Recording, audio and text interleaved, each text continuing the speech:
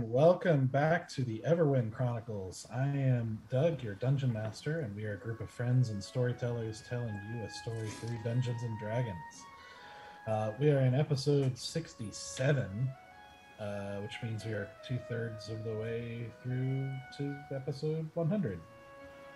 And then maybe keep going.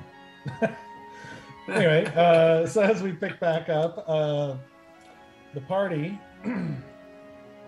after having defended the city of Eldoin from a massive undead attack, gets invited by the newly crowned Lord Greenwood, who's made the new king of Corandia, who invites them to his estate for a celebratory feast.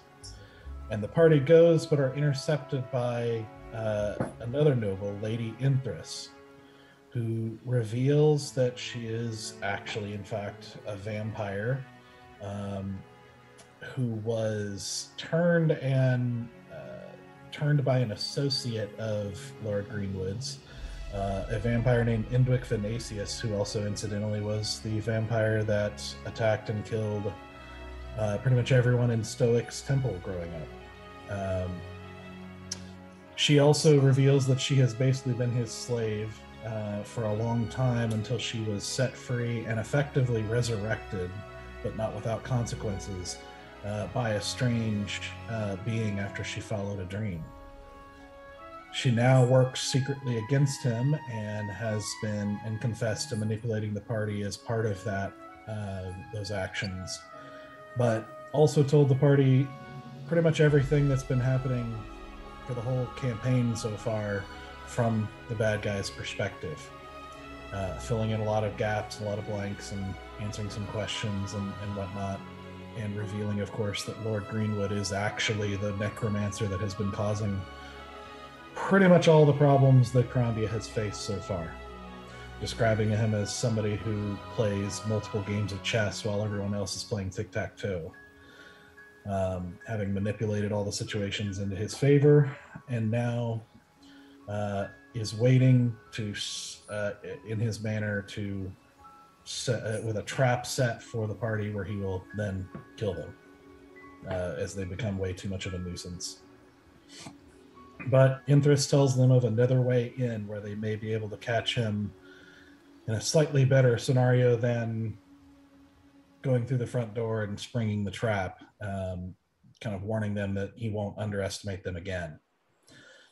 So the party takes her up on the offer and makes their way through the secret entrance in the graveyard, where they also meet up briefly with Hadressa and Trill, who decide to hold off a trio of undead dragons who are apparently guarding that entrance, letting the party move forward, where they acquire some information via a servant that's working in the area.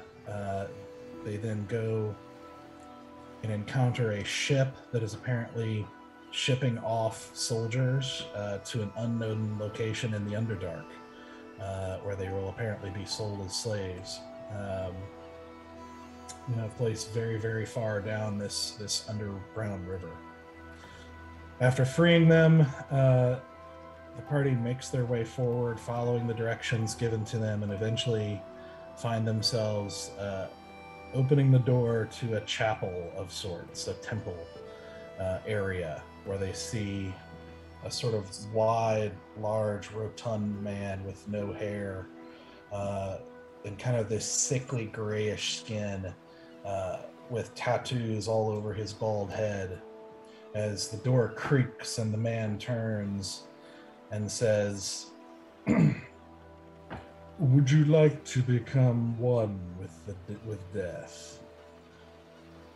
Asura decides it's time to end this man, and so we're going to pick things up with everyone rolling initiative. Woo! All right. Do I get a surprise attack on him or no? No, he is not surprised. Nuts. He should be surprised. I mean, he's gonna be because I just rolled a natural 20. There you go. Okay. Good start start strong. Mm-hmm.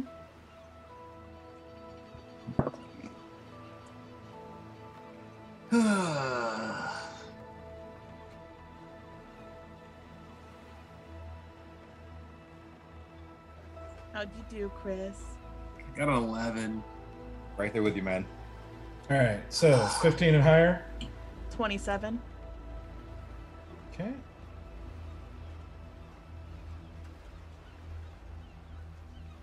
Oh boy. Nobody 10 to else. 15. 11. Yep, 11 as well. All right, which one wants to go first? What do you got, easy? Sure, I'll go. I'll go Go ahead and go first. first, yeah. I have a good feeling. Yeah, you do. I love it. Love it because it has good feelings. Okay. 10 and lower. 5. Oh no. Stoic. 2. 3. Oh no. Well, Look, I'll go last in initiative as long as I can hit somebody when I swing.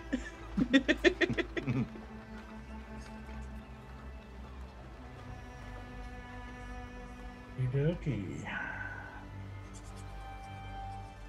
So,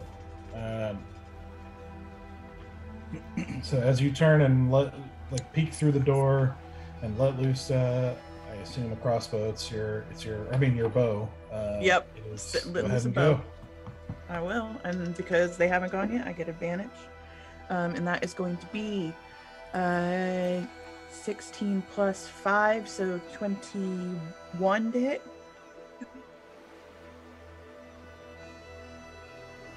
That hits. Ooh, and that's going to be 1d6 plus 3d6 because of sneak attack. Ooh, that is 6 and 6 is 12. Plus 5 is 15, 6, 17. Plus 2 is 18, 19. Doubled is 9, 9 is 18, is 38. Plus 2 is 40. All right. All right. Okay. it's a lot of damage. One hit wonder. That is a Yeah. Sarah. I mean, 40 is a lot. It is. Do we have a map? Because I have no idea where I am. Oh yeah, I should definitely throw up a map for you here. I was like, because I don't know what this room looks like. Where is the And I feel like I should be aware of what this room looks like. Ooh, look at this fancy map. Oh, Ooh. and there's, I don't like big scary casket things. Oh yeah, that's not Nope. That good. always makes me super nervous. Uh-huh. And then for my, let me get the ruler out because I need to figure out how far away I am from things. I would like to use all of my movement, my 30 feet, to hop over this bench and hide under the bench on this side of it. So on the opposite side of the scary. So you're actually going prone and getting under? Yeah, I'm actually like Okay. ducking under. And then I will roll for hiding, which was not great. That was only a 10 plus 8, so 18 for stealth. Okay. Giving Doug the perfect Halloween situation, like burst claws from underneath the ground, like choke you while you're. Please don't.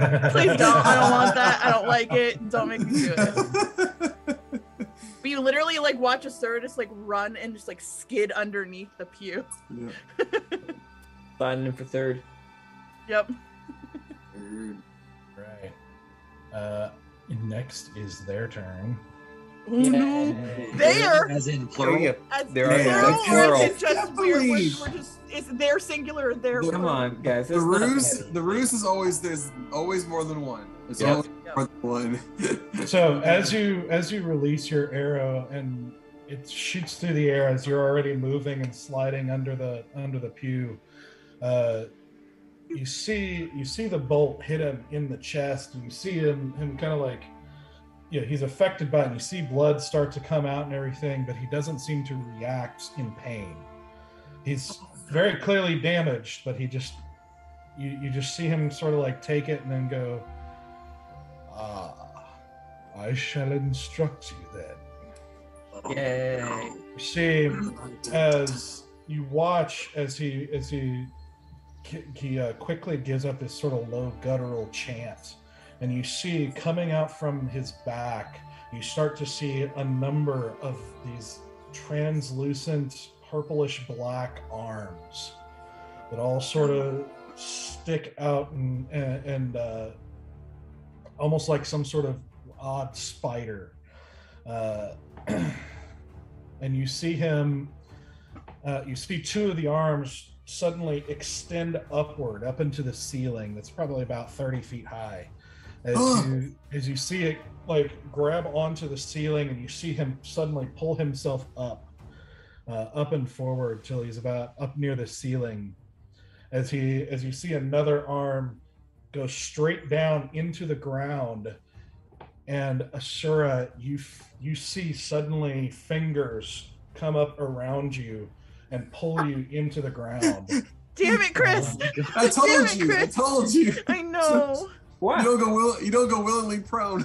How is this Chris's fault? I actually warned you. Because he put it That was into the like a little universe. warning. So I want you to make a dexterity saving throw. Evasion.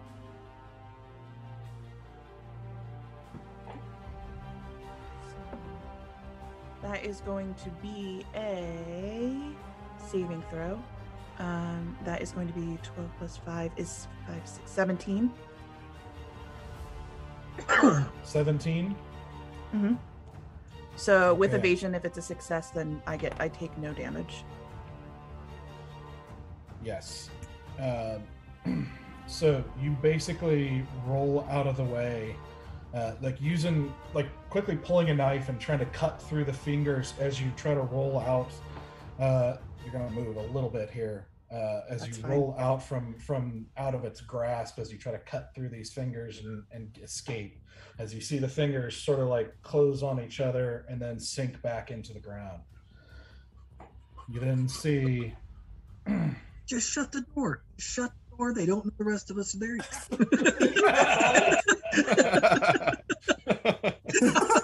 You were never here.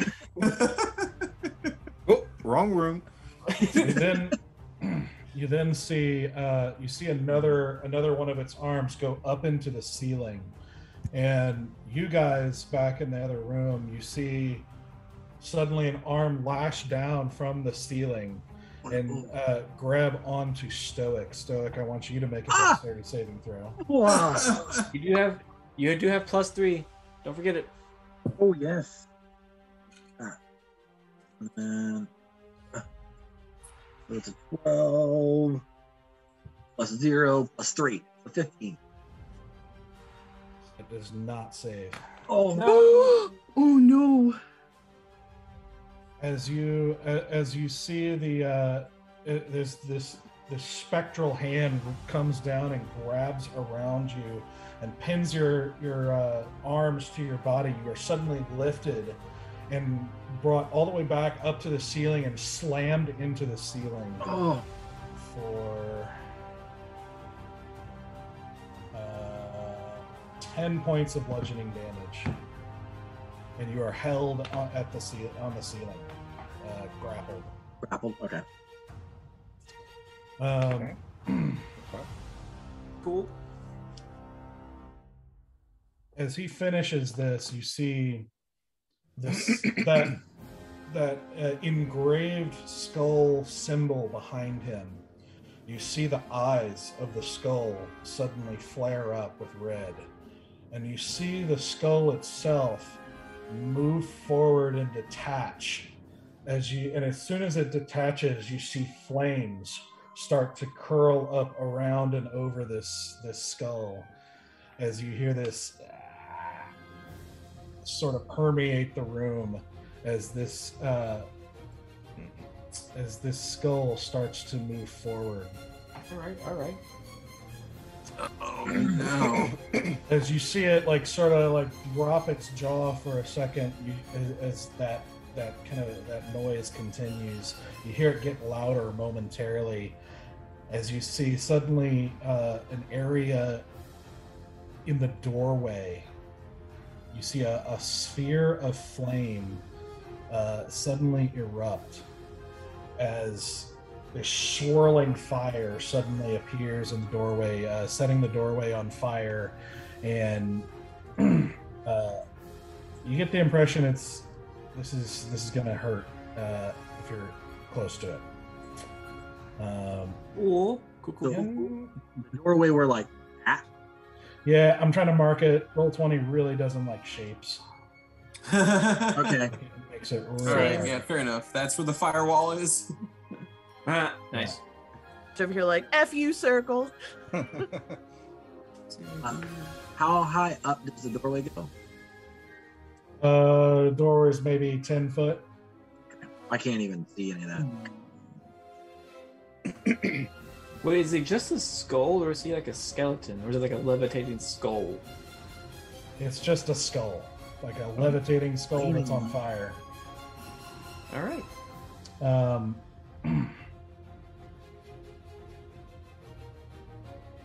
You then see as the sphere appears in front of you, you see it take a lurch towards Bear and slam into Bear.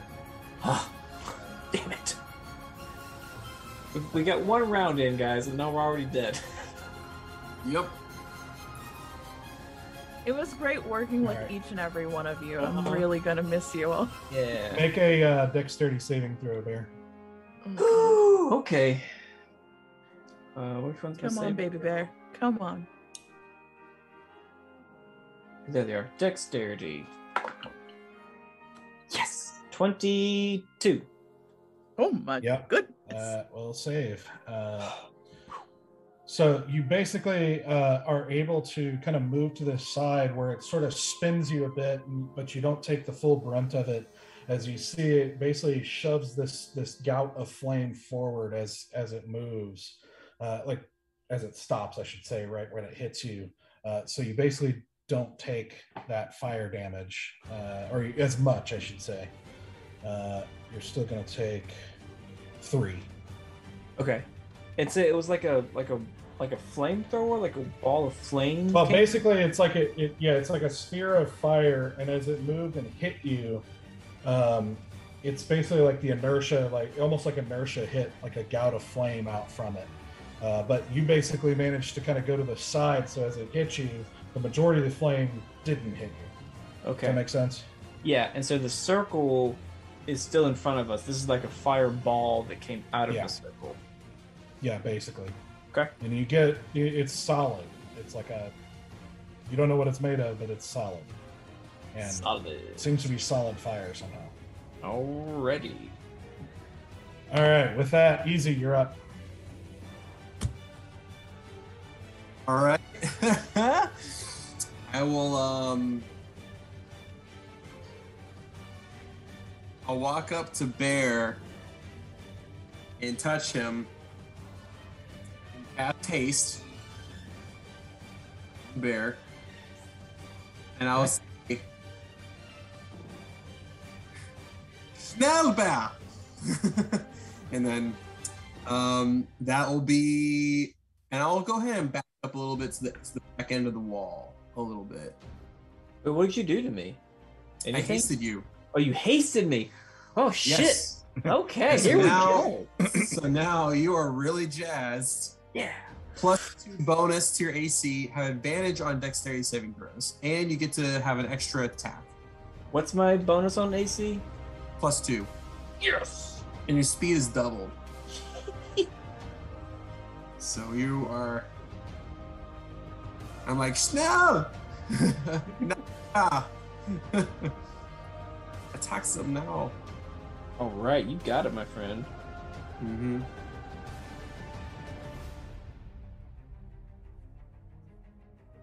Okay.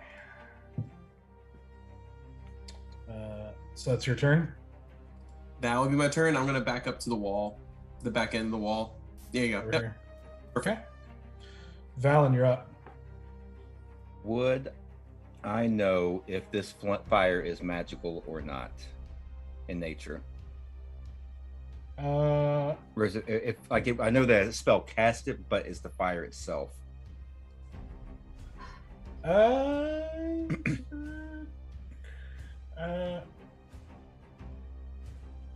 If not, it's totally fine. I'm just asking the question. I'll tell you what, make an Arcana check.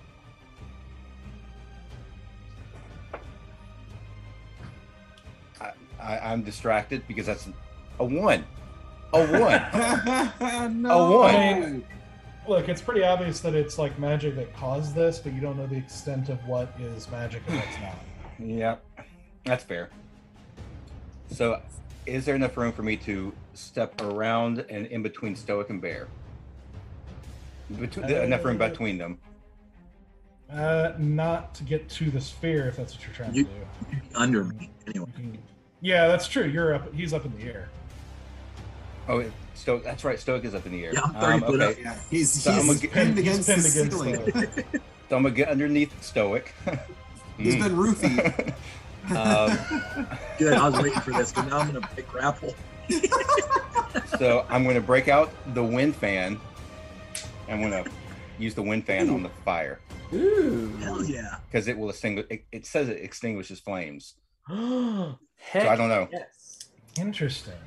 Oh, Okay. That is interesting. And it did not specify magical or not, so I wasn't sure if that would, what it would do. It just says the gust disperses gas or vapor, and it extinguishes candles, torches, and similar unprotected flames in the area. Okay. Let me. Is it a save? But yeah, it's a strength 13, and it does say it causes protected flames, such as those of lanterns, to dance wildly, and has a 50% chance to extinguish them. But that's protected flames. Okay. Let me. Let's see. Pixie, be a lady tonight.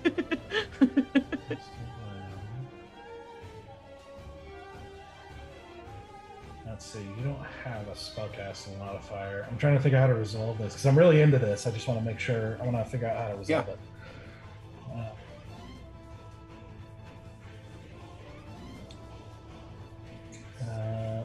Trying to read the gust of land here.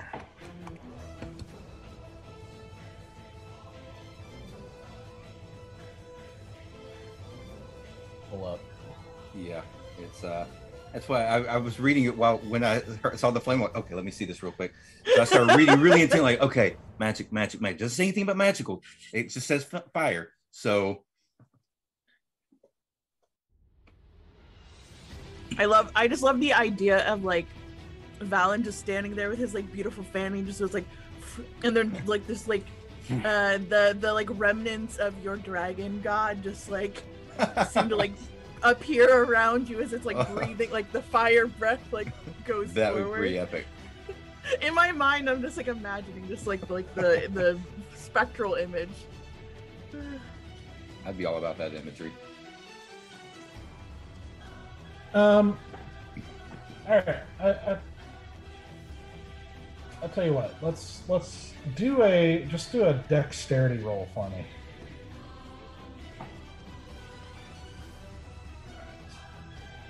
Dexterity. 19. Okay. And so, where are you wanting to be directly under him, like this? Yeah, It so I goes can in a aim straight it. line from. Yeah, I want to aim it. Essentially away Right at from the baddie. bear, but like, I want to try to angle it where it's not going to get bear, because I know I can't really get it completely towards the bad guy. And I forgot how far it actually extends. I did not look at that part. I was only concerned about the fire part. It's 60 feet long. 60 feet. Okay. Yeah. So I can do it this way. Oh, just about. Oh, Okay. just short. You know what? As straight as I can get it. Actually, I'm gonna do it. Even I know it's gonna it's gonna be hindered by the wall, or the doorway, but just as straight as I can get it, directly in front of me. Yeah. To hit it, it'll be a little diagonal to hit it straight on like that.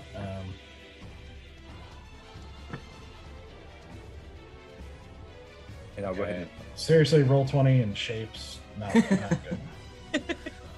Like, it really does not want to let me draw a line here. Listen, geometry's hard. Mm-hmm. I get did it. not do well in it. That was not my subject in school. Why do I have to prove it's a triangle? Look at it. It's a triangle. Is the triangle And feeling if you don't- insecure? And if you don't know it's a triangle, this is a problem because you're the teacher. It kind of reminds me of the, don't ask me, Dora, you're the one with the map. Don't know that one. I feel like it was some Disney Channel show or something. I don't know. I don't remember what the show was, but I remember I was babysitting and I heard that come from the other room and I like cried laughing. Like just That's not, that wept wasn't a parody, tears. that was the actual That was the actual line in actually- the show. It was, don't ask me, Dora, you're the one with the map. that's Okay, it's 15 feet wide it's- too. Yeah, it's going to be diagonal to, or it's 10 feet wide, I think. 10 feet wide. Yeah, you're right. 10 feet wide. My bad. Sorry, Barry. You're gonna have to step through that to get through. Wait, what is happening? Gust of wind is being. Hopefully, it extinguishes the fire. If not, this is gonna suck. It looks like hard. you made No, the fire bigger. we're setting all those pews on fire. It is really not letting me do this the easy way here. Yeah, it's better. Hey, there we go. That looks pretty good. Hey, whoopah. Whoop-ah. Okay. The pew is on fire.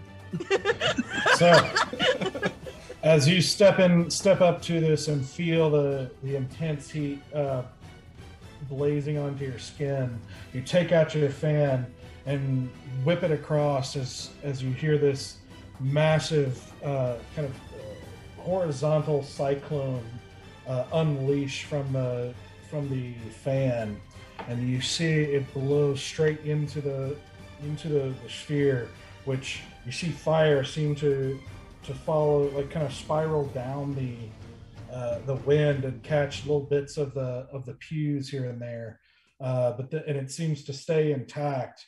But then you see it start to get smaller and smaller, and over a few seconds you then see it dissipate.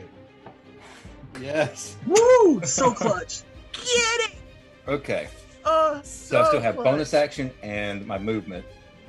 Yes, So get I'm it, going to bonus action. Well, let me go ahead and. I kind of hope this will be simultaneous, but as I'm stepping into the room, I want to adjust it straightforward. Like I'm walking toward the baddies, and now the wind gust is directed right at them. So that's my movement and bonus action. I'm going to step in probably up to the. Let's see how far. Yeah, I think we'll step in right between these two pews.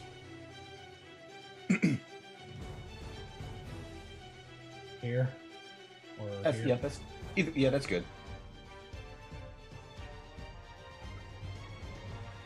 Make them have to move all the shapes. Actually, But it's like it doesn't let you like select them very easily and or move them. It's really a nuisance with shapes. if I need to, I will actually move up about 5 feet further because I want to make sure I want to try to get the flame skull in it, just to see. Yeah. I don't know what's going to happen. You won't be able to get both of them just because he's up in the air. He's like 30 feet up in the air. Oh, okay. Up Sorry. on the ceiling. I thought he was hovering above the ground. He's up in the air. Gotcha. Yeah. Okay. Well, I'll worry about just now stay where I am and focus my gust of wind on the rogue guy, cloak guy.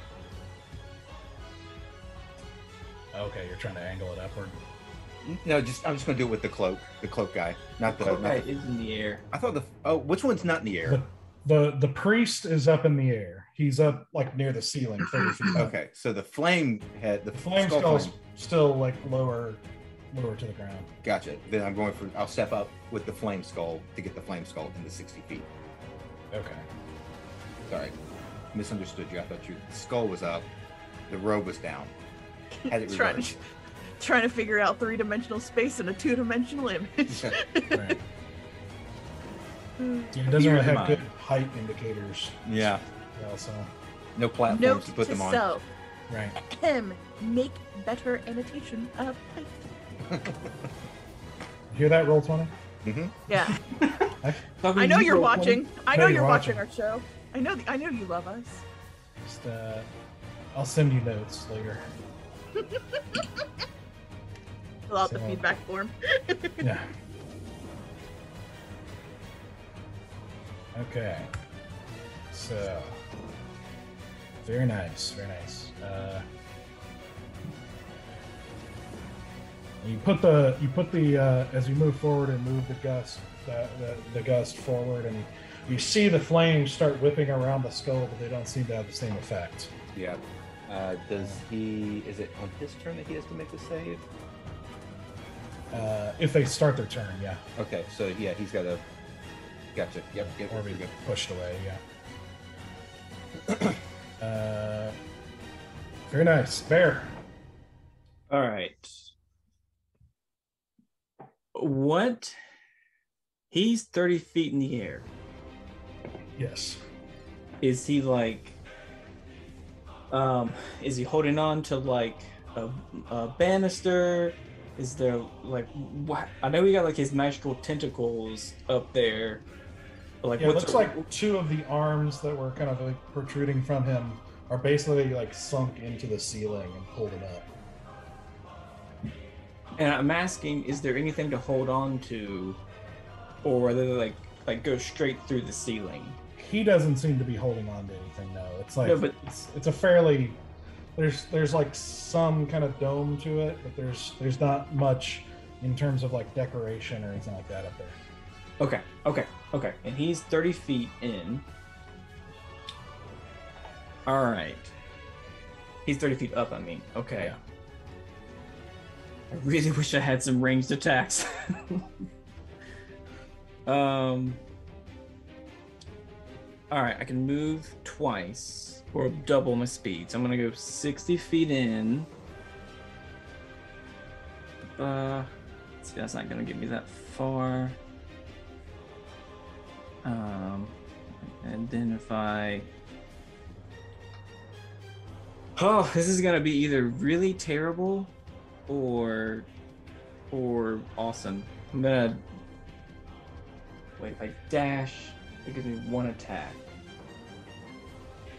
right? You're given an extra attack with haste, or an extra action with haste. Right, but I gotta be there. I gotta be there. Like I'm a melee fighter, and he's 30 feet in the air. Right. Can I? Okay. Here's what I want to do. You let me know if I can do it from this point, or if I need to be at his feet to do it. I have the Misty Step spell. I want to Misty Step, like teleport right in front of him, and like hit him with my sword right there. Before gravity takes a hold of you again. I'm so digging this. I know. It's the only thing I got. This is all I can do. It's really cool. It's just really cool. I know. It's either going to be terrible or great. You're going to Nightcrawler up to the ceiling and hit him. I mean, that is the coolest thing I know. I think I've seen. And I've never seen Misty Step. And then he falls to the ground. All right. Well, you're going to fall. Worse, he's going to fall into my wind gust. It's really honestly, I'm here for it though. I'm totally absolutely. Here for it. And then he hits the flame skull and does bludgeoning damage to it. Yes. It cushions the weight his fall on the way down. Oh my god, that'd be so amazing if it cushions his fall on the way down. All right. That would be pretty funny. I've never seen Misty Step used this way. I am all kinds of here for that. Neither have I. I have no idea what you can do. Nothing. Okay, Bear, do me a favor. Make a strength check for me real quick. Okay. Just roll with me. Strength check. points of my strength. Wrong. Wasn't it like a +6 or something? Am I doing a saving throw or a check? No, just a check. Okay. 13. Okay. So, with your bonus action, you cast Misty Step, and you see Bear just suddenly disappear in a puff of mist and reappear up in front of the guy, where you basically plant you basically plant your legs into like his waist and grab onto the front of his robe as you start going at him with your sword. Yes. Yes. Oh, so good. It's so good. I love it. Final question. I'm assuming I only have one hand free for attack, right? Not both hands. One Yeah, hand. because Yes, one essentially hand. what was happening is you probably would not have gotten your second action because you'd be falling. Mm-hmm. So this is basically, you're not sure if you're going to be able to hold on past the attacks, but basically it's giving you enough time to get 2 attacks off. Okay, so two attacks or 2 actions? 2 actions. 2 actions. So that's 4 attacks, y'all. Yep. Woo! Oh my god! Get him, Bear. Come on, baby bear. Joe, it's let's not going to go. believe it. Here we go. Come on. Here we go. See any of it. Roll those beautiful dice. Swing number 1. 14. Does not hit. Oh. Take the Just swing, and surprised that one he of the even spectral could do it. hands knocks it out of the way. Okay. Swing number 2. There we go. 24. Yeah. Yes. All right, I will use. Hold on, let me look at what my spell slots are. So that's Misty Step, takes care of 1. Got 2 more. I will use Divine Smite at level 2. Where are you at, Divine Smite? So that's 2d8, and then 1 more level, so 3d8s of damage. 7, 8. Wow, that was not a great damage roll. That's okay. 8 plus another 1 is 9. Plus 4 is 13 damage. Nice. One hit. Solid. Third attack. Let me mark this off. Third attack, third swing. Also 24. Ooh. Yes. And I have no idea how healthy he is. It's a little harder with this guy because he is clearly taking damage, and there's like blood pouring out of him and everything, but he's also not reacting the same way, like with pain, the same way you normally expect. So it's sort of messing with your perception as to how far you have to go. All right, then I will cast Divine Smite at level 1. Okay. Or that's better. 10 plus another 1, 11, 14 damage. Very nice. And then let me mark Last that. one. Hit that. And then last swing for 23. 23. And no special magics on this one, just regular swing. There we go for 8. I believe 8 damage. Sable, yeah, 8 damage on the last one. So Very nice. Woo! Dude. Very nice. I made the wise Fantastic. choice of hasting the right person. Yeah, that was impressive. Just holding on. Let go of my friends!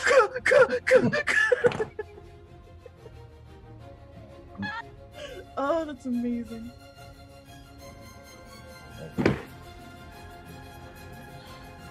All right, Stoic. You are grappled against the ceiling. Like, Is it really a- tightly. is it a bonus action to break grapple, or is it an action? It's an action. And I'm just gonna like keep my hands up or touch the tentacle, and I'm gonna fire 2 Eldritch Blasts at the tentacle holding. Okay. Because I have a better chance at that than strength check. Okay. Make attacks. Well, that's a natural one. So I'll miss. No. Burns yourself. Yeah, you try to get your hand over it, and you see it squeeze and kind of throw you off as you release it into the wall off to the side. The second one is 18 to hit. That hits. Okay.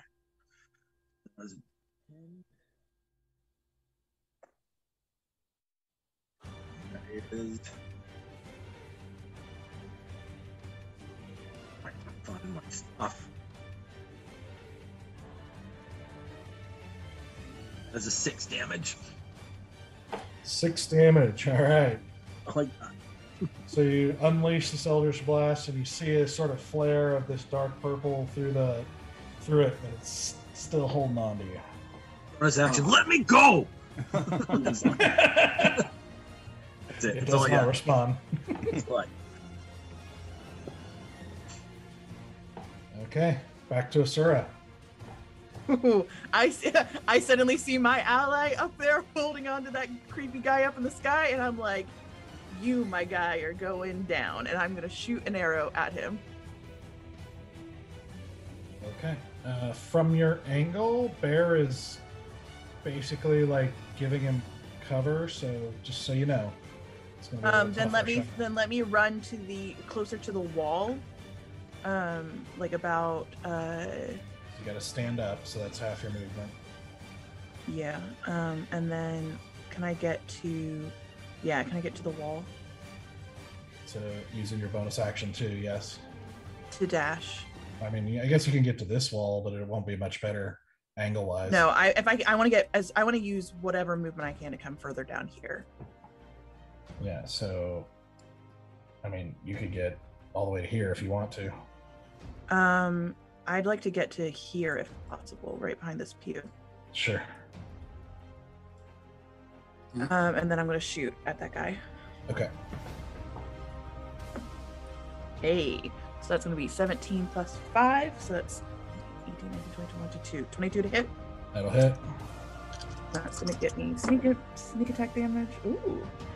6, 4 is 10, 14, plus 3 is 14, 15, 16, 17, plus 2 is 19.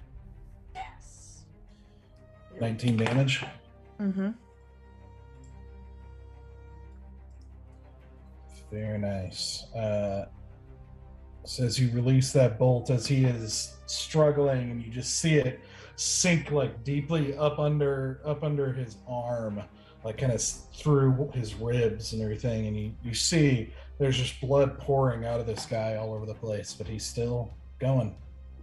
And I know I can't hide, but I am just going to kind of like crouch. So I'm not like prone, I'm just crouching down so that at least there's partial cover for for anybody who's like at ground height for the pews. I know that most of them are floating right now, but my instinct says crouch.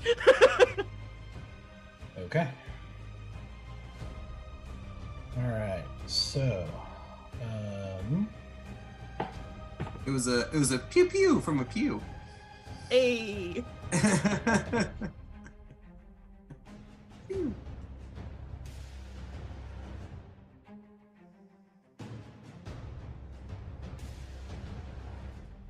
all right. So, first thing is it's their turn now. You see the priest as he is like just sort of looking with this sort of weird grin on his face as he's like staring into Bear's eyes. You see one of the spectral arms reach around and try to rip Bear off. I want you to make considering the circumstances, we'll make it a strength saving throw. Strength saving. And then haste only gives me advantage on dex. Dexterity, yeah. Okay. Yeah, basically it's going to be competing for this particular circumstance. So Okay. That will be... No! What's a 9? 9 total. Oh no, no, baby bear. Oh. Hey, I got a lot of attacks. I did my thing. I did what I wanted. It's true. It's true. You did mess him up real good. So as the arm reaches around and sort of elongates, wrapping around your torso, you feel it like a lurch in your stomach as it rips you off of the guy, and you see the arm just basically do a downward, like, kind of backhand motion as it slams you down into the ground, down below, where you take from 30 feet up.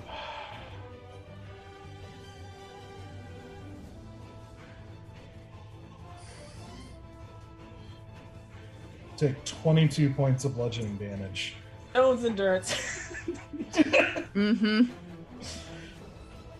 I'm glad you didn't take it earlier, because now was the time. God damn it, guys. I rolled a 1. Oh no! Yeah, no! Oh.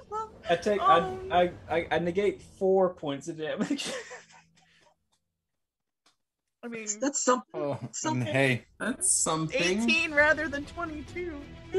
Yeah. When you're 3 points from death, 1 point matters. Yeah, that's true. Every point matters. I can't okay? tell you the number of times it's like a point has been the make or break for me. uh-huh. Yep. So 21 points of damage then. 21 points? It was You minus rolled a 4. 1, right? Yeah, but I have But a it's plus minus- 3 to that. So 4 points negated. Stone's endurance? Yeah. Okay. Then yes. 18. It was 22, so yeah. Okay. Yep. 18. Yeah. 18 I'm minus points 18. of damage. Bear's not looking good, guys. He is really beat up. Oh no! Oh. Our tank is not doing great. And he's the only one with any healing powers at this That's point. what I've been saying. Hey, you are the one who decided to jump up there and grab a hold of him. He hasted me. What am I gonna do? Let that go to waste? That's. I mean, Can't listen. waste- I Can't think waste the everything you haste. did was amazing. Can't waste the everything you haste, did was man. Can't waste the amazing. haste. So okay, next Stoic, you feel also a sort of drop as the hand holding you drops like down, like about halfway down, and then retracts again, slamming you into the ceiling again. Jeez. Doing 10 points of bludgeoning damage. Again.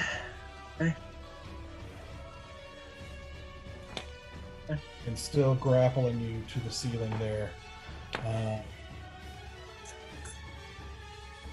As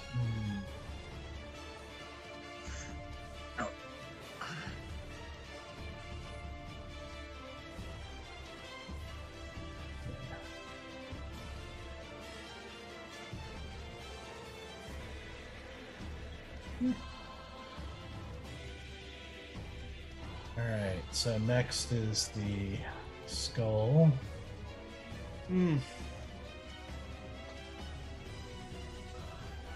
Take that strength Starts saving his throw turn. first. Yeah, he starts his turn in the gust of wind.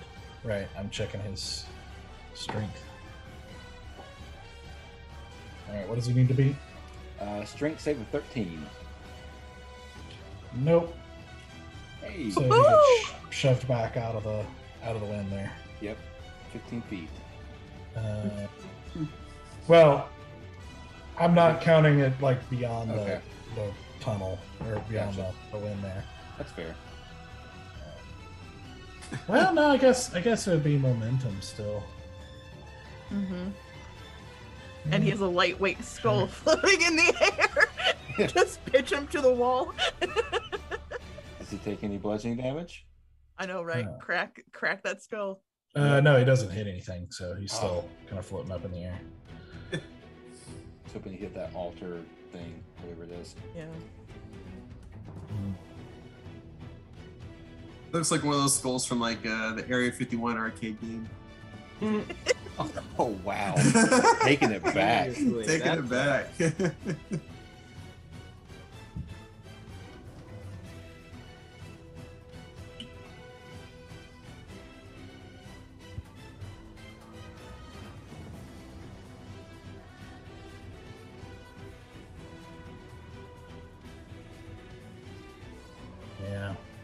Uh-oh. There's lots of measurements. Makes me feel real uneasy. I'm gonna need that health potion real soon, Sora. You got to toss it to me.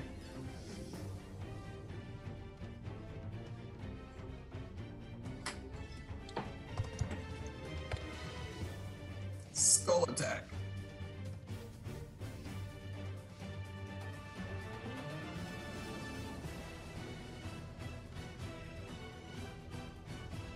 Yeah.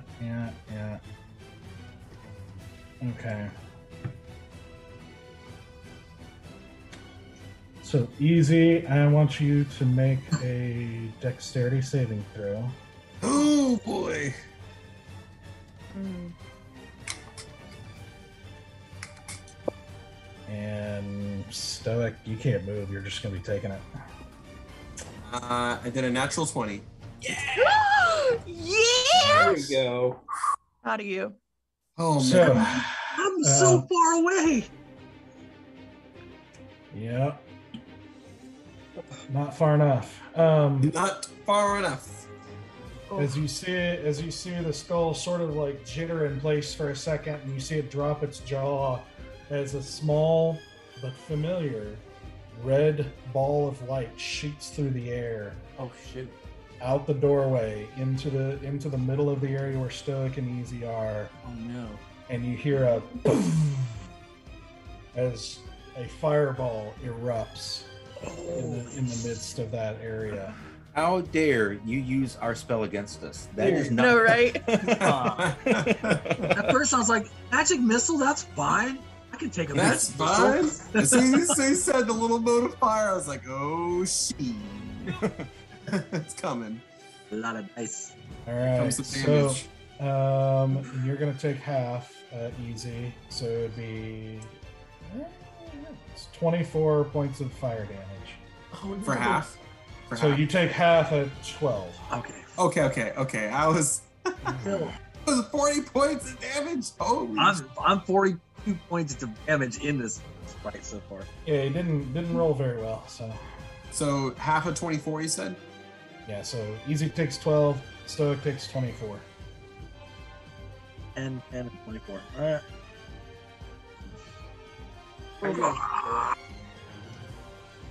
Holy smokes. Easy, I swear if that was you.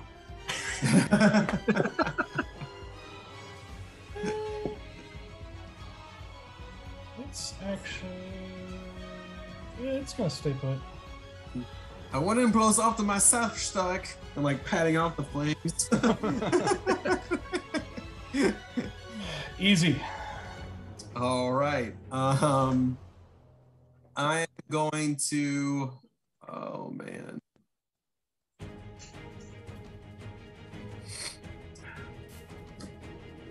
I'm gonna cast Firebolt at the arms that are grappling Stoic. Okay, go for it. Okay. All right.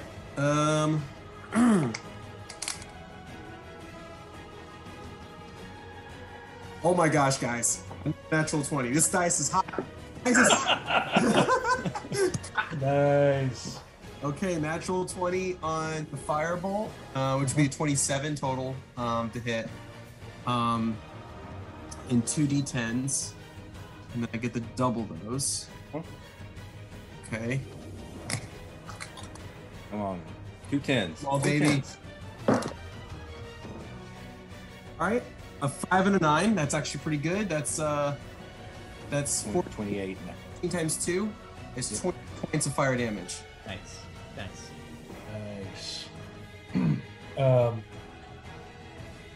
As you release the firebolt and you see the fire just kind of spread out over the fingers that are sort of grappling onto him, you just see it, the spectral hands just disintegrate, and Stoic falls. Can I do a reaction or no with Featherfall? It's a reaction spell. Yes. Yeah, I'll cast Featherfall on Stoic. All right. Dude, so- you just saved my ass, easy. Yeah, brother. Like big time. and I'm just with- floating down like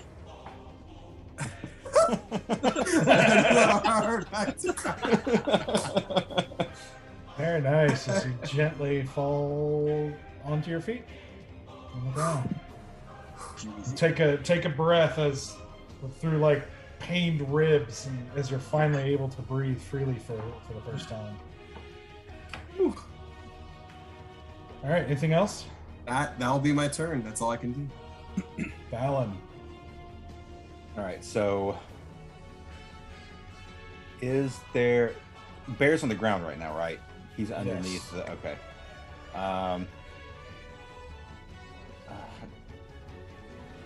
Not exactly sure how the whole aesthetics of this wind fan works. Would I have a free hand to shoot my crossbow? Let me double check, but I think.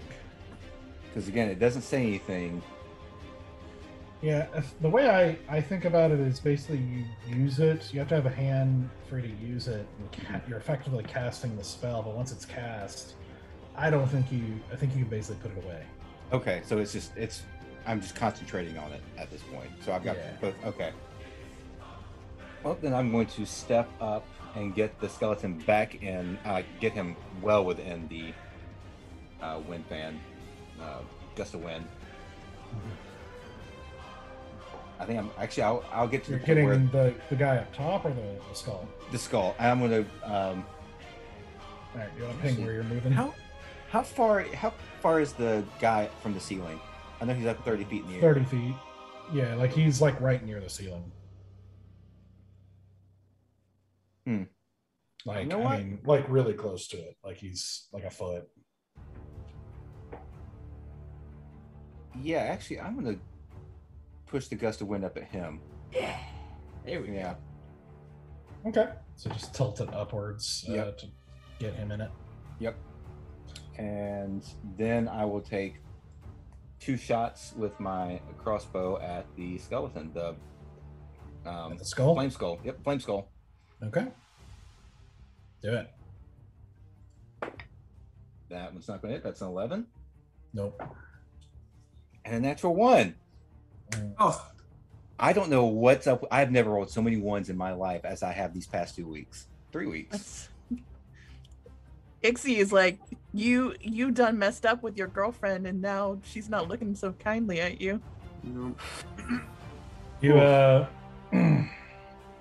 as you release the bolts and you basically catch the edge of the wind, not quite realizing it as they send both of them flying in different directions. Yeah. So I think that's my turn because it took my bonus action to change the direction. I Staying think put. Yeah, I think I'm comfortable right where I am.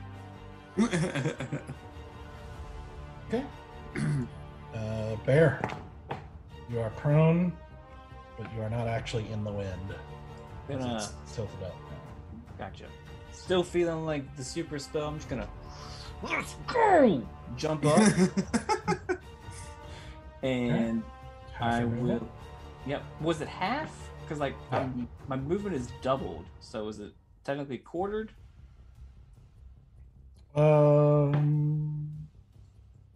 You know what? For now, I'm just going to say 15 feet. I'll look at it again later. Okay. Yeah, that's I a didn't weird know one. I don't know the rule on that, actually. Yeah. It is supposed to be half, so like Valen is like, it costs more for Valen to stand up, Weird. technically. Right. That makes Which sense. seems odd, but you know. Yeah. Yeah, I don't want to spend a bunch of time looking up the specifics, so we're That's just going to fair. say 15 feet for now. Appreciate it. So then that gives me 45 feet normally. Yeah, perfect. I will run up to the skull. Mhm. As I'm running up, bringing out my mace and my sable for a bonus action. Going to cast. Which one shall I do?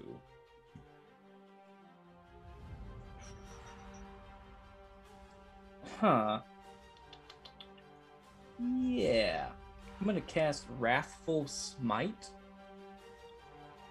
So basically, if I hit, I roll extra damage. I roll a d6, and the skull has to make a Wisdom saving throw. Okay. It takes psychic damage. All right, cast that on myself. Run up, swinging away. First with the sable. Let me make sure that's a bonus action. So 2 actions, 4 attacks. Yeah. Do the math. That dice was hidden somehow.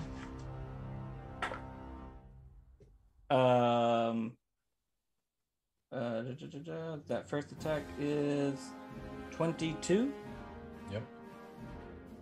All right, so that'll be 2d6s. Oh, yes, my damage rolls. Oh, thank you.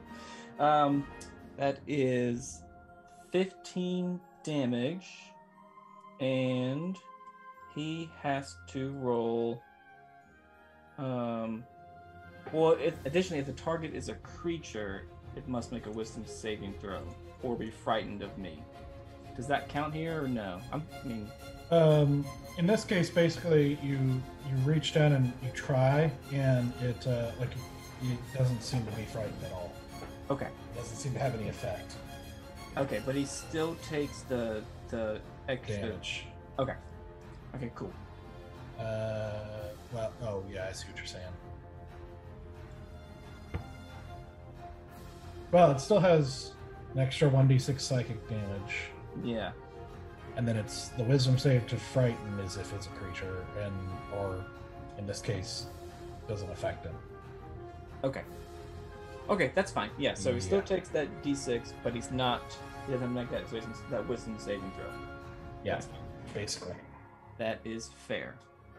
Alright, so that's 15 damage. Mm-hmm. Second throw, natural 1. Third throw, 19. That hits. That will be 10 damage. Nice. And fourth throw, 15. That hits. And that will be... That's okay. 5 damage. 5 damage. Very nice. Just like everything in slow motion to me. I'm just... You slash through it, and you see it just take flares of fire as you're taking like little chips and chunks out of the skull as you're slashing into it. Very nice. Thank you. Stoic. All right. So I'm gonna finally run into the room and take my 40 me right here behind the pew. And then I'm gonna fire off 2 Eldritch Blast at the skull. Okay. And just get behind the pew and be like, pew! And the first one, 15, it's 21 to hit. That hits. All right, that is a 8. Second one. 8, you said? 8 damage. Nice. And then the second one is a 16 to hit. That hits. And there's also 8 damage. Very nice. And with as you run in and sort of crouch a little bit behind the pew, reaching out with a hand and releasing 2 of those sort of grayish fiery bolts. As you hear that sort of familiar hum and sizzle in the air as it plants in, both of them plant straight into the skull. You see the skull sort of like jerk around and react as its jaw like falls off onto the ground, and then suddenly it just shatters and falls apart, flames extinguishing. Really needed that skill. Yay! Get you some of that energy back. Yeah, I'm gonna get my green energy going and my plus point. Hit point. And that's all I got. Okay. Back to you, Asura. Do I have a sense of the gust of wind is causing the issue to hit the tentacle guy? Or if I go to the opposite side of the wind so that... I mean, with the power of a bow, I mean, with that, because it's barely kind of crossing into it. Okay. Probably not. Okay, cool. Well, then I'm going to be like, all right, mother trucker, I am going to, for a bonus action, hide. Okay. Which is 15 plus 8, which is 18, 19, 20, 21, 22, 23. Is that a successful hide? You don't know. Well, I hope it is, because then I'm gonna pop out from hiding and shoot. Because it allows me to use sneak attack if it was a successful hide. Let's see. Because I will game this system.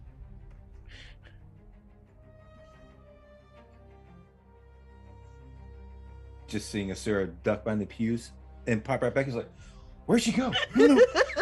Well, so actually what I want to make it legit, as opposed to just like ducking down and coming back up, I want to hide and then like come under the pew up to the other side. So like, yeah, I basically like dip around. Yeah, like down here. Yeah, so I can at least justify like not like popping down and popping back up. Like, well, that's what I was actually about to say, because we were dealing with this when you're on the wall fighting, like shooting at the skeletons, and we just didn't have a chance to talk about it again after that. Yeah. I do think something like that probably is the thing that makes sense to me. So like that I have to move for it to make sense.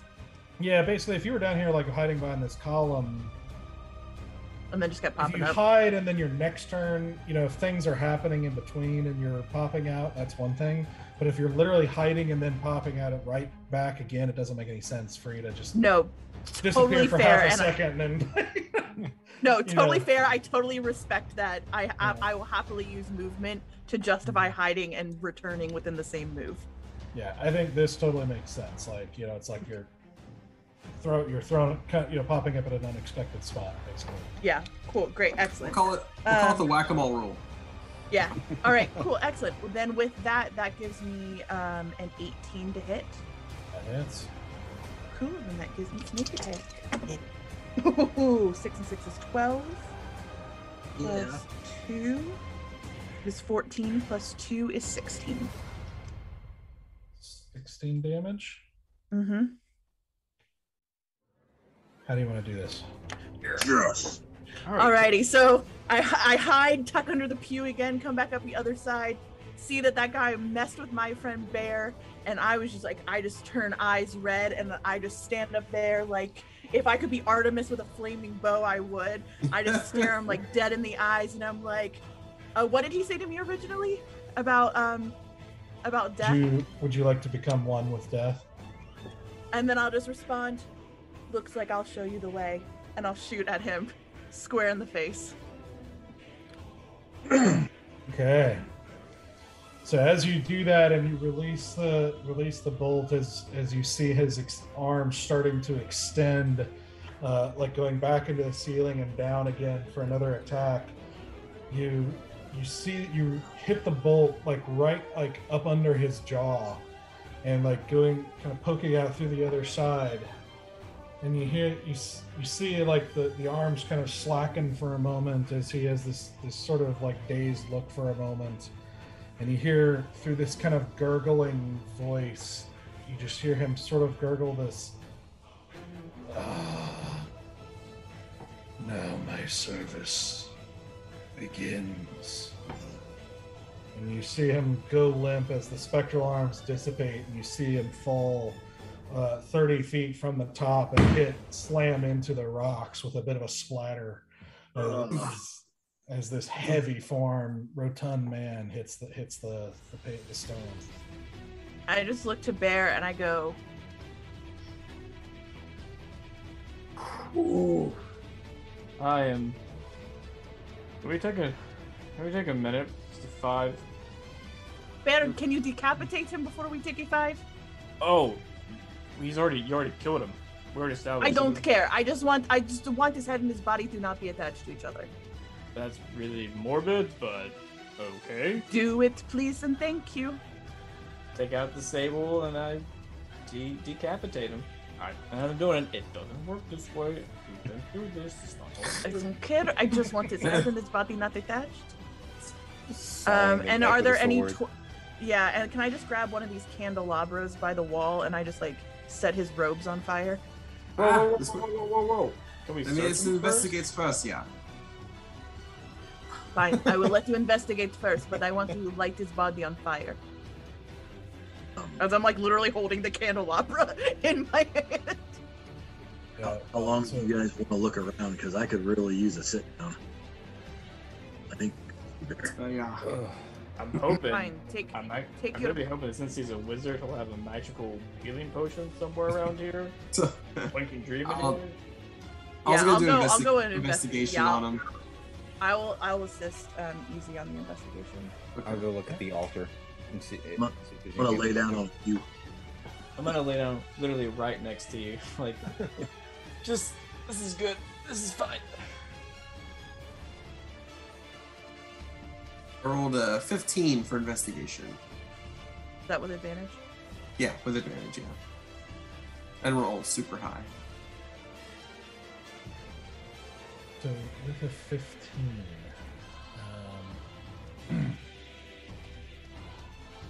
on this guy, as you kind of look him over, you see more of those like small tattoo, like the strange runes, similar but not quite the same to the runes you saw covering the seed giant skeleton.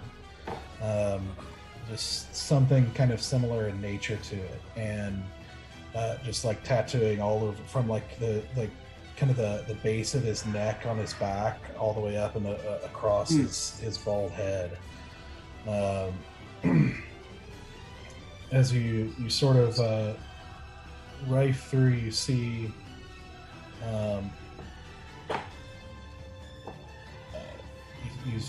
you find one of those. He seems to be wearing one of those black rings that you have seen a couple of times before. That he is wearing. You also find in his in his robes, you find 2 potions of healing. Yes. All right, 2 potions of healing. I'll go and I'll hand them out to Stoic and to the bear. Cheers. Might not need this if we're gonna hang out for an hour. Are we hanging out? Do we have time don't for an think we- hour? I don't think That's we on can sync. for an hour. This is the place to No. take as a rest, yeah. All right. The hard I'm place to- going. Yeah, I'm gonna stick my dagger like at the joint, like where the finger is, that has the ring on it, and I'm gonna like step on the dagger to like pop the joint so I can take the finger with the ring. Okay.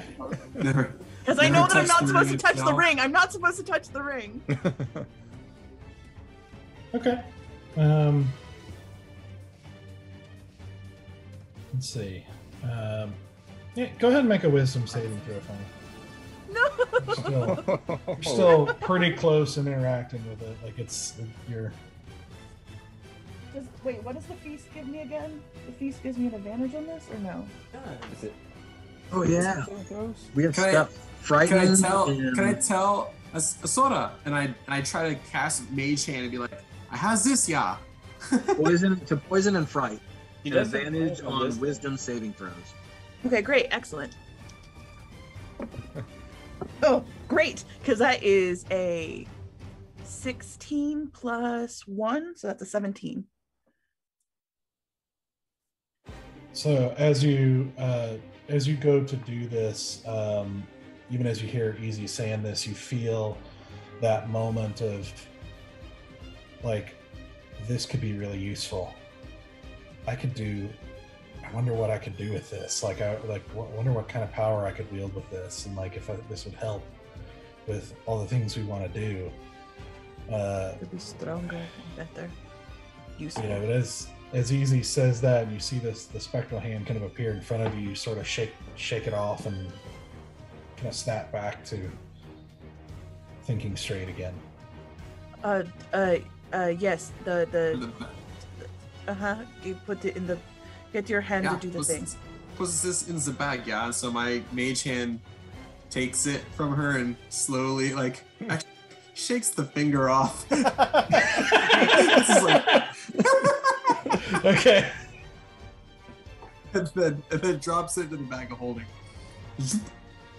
Okay. Drop it in, and here you are. Valen, as you take a look at the altar, you see what looks like various vials of blood. You also see a couple of vials that look very similar to the vials you've seen before of holy water, except the water is like got this sort of dark gray tint to it. So you're not sure what's going on there, but I don't trust Valen around vials. Nope. Hey guys. Bottoms up. No. Stoic, I know you're not much on the righteous path anymore, but what do you think of these pointing at the vials of, I don't know, tainted holy water, as far as I might know? Laborly get up off the stool, off the pew, and walk over there, go get a closer look. Do I know what these are? Make a, let's see, this would be Arcana check. Ooh. Actually, make two. Make an Arcana check and a Religion check. Okay, so first roll was an 18 plus. That was your this one's Arcana. Plus 0, so just do it. And the second one is an 11 plus 3, 14. Okay. So with the Arcana check, basically, you know enough to recognize that it's probably blood used in rituals of some kind. As you're looking over the altar, you know, this sort of table altar set up back here, you're seeing some bowls and some, you know, various implements, you know, some quills and things like that, and you're seeing stains of like old blood on there. And so you get the impression they're probably used for rituals of some kind. You're not exactly sure what they are, you know, specifically, but they're, you know, obviously some kind of necromantic stuff that they're using it for. And you know, especially around certain magics or certain forbidden magics, like blood is a common thing to use in ritual casting. And So we're trying to figure out the holy water situation. Yeah. So for that one, basically, you don't know exactly what is happening with it, but you basically are able to determine that it seems to be defiled somehow. Like it was holy water, but is somehow defiled, and you're not exactly sure what the effects of it are, or what it may or may not be. Oh, I can tell you, Val, that those aren't good. They're not holy water, or it may have been at one point, but they are no water. You think it may be a good idea to take them, not our person, but maybe in the bag of holding. I was actually thinking the same thing. We could later give them to Octo or somebody who may be able to figure them out. Instead of leaving them here. Yeah. Easy. Mage hand. Bag of holding. Alright. Two defiled holy waters. Uh-huh. Unholy Defiled holy water, huh? 2 vials of defiled holy water. Holy defiled water, Batman. Stoic slipped that health potion into his pocket as he was getting up, by the way. He didn't actually take it. I do take mine, and Then I move over to Stoke. Like, are you like badly hurt? Like I can help you, but I don't know if I can. No, I'm actually, I think I'll be okay, but I'm gonna hold on to this in case someone else needs it. I can feel like a healer, maybe for a little bit.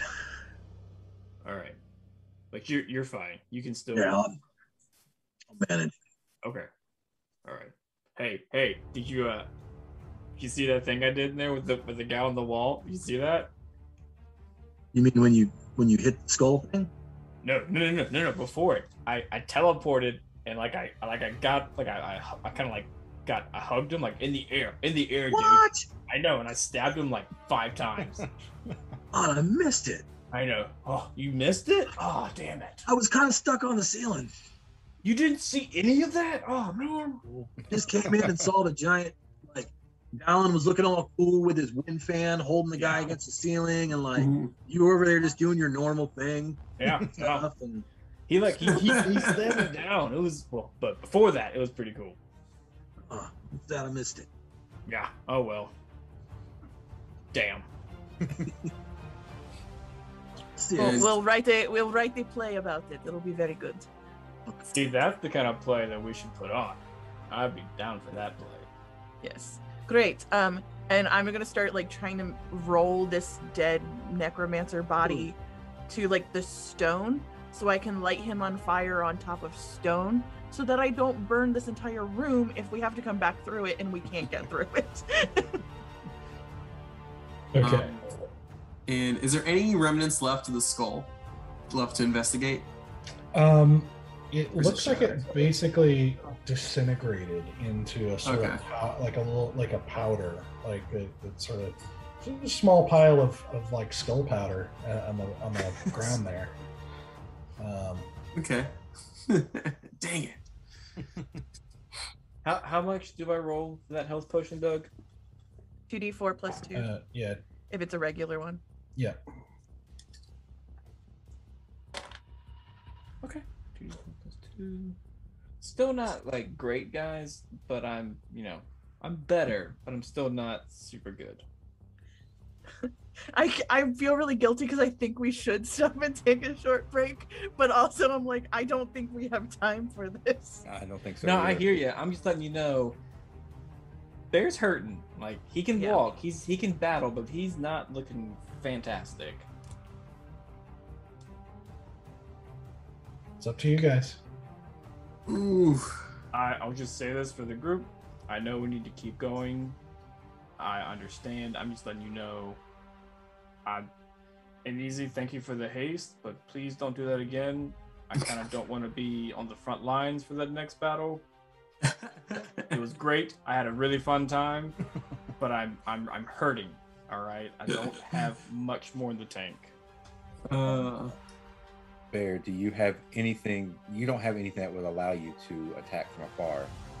I got Is that nothing. Yeah. Do you want my crossbow? I know I've asked before, but now you've taken some pretty good hits. Would you be able to use it? But the problem is we need him to use his sable blade. That is really where he is of most help.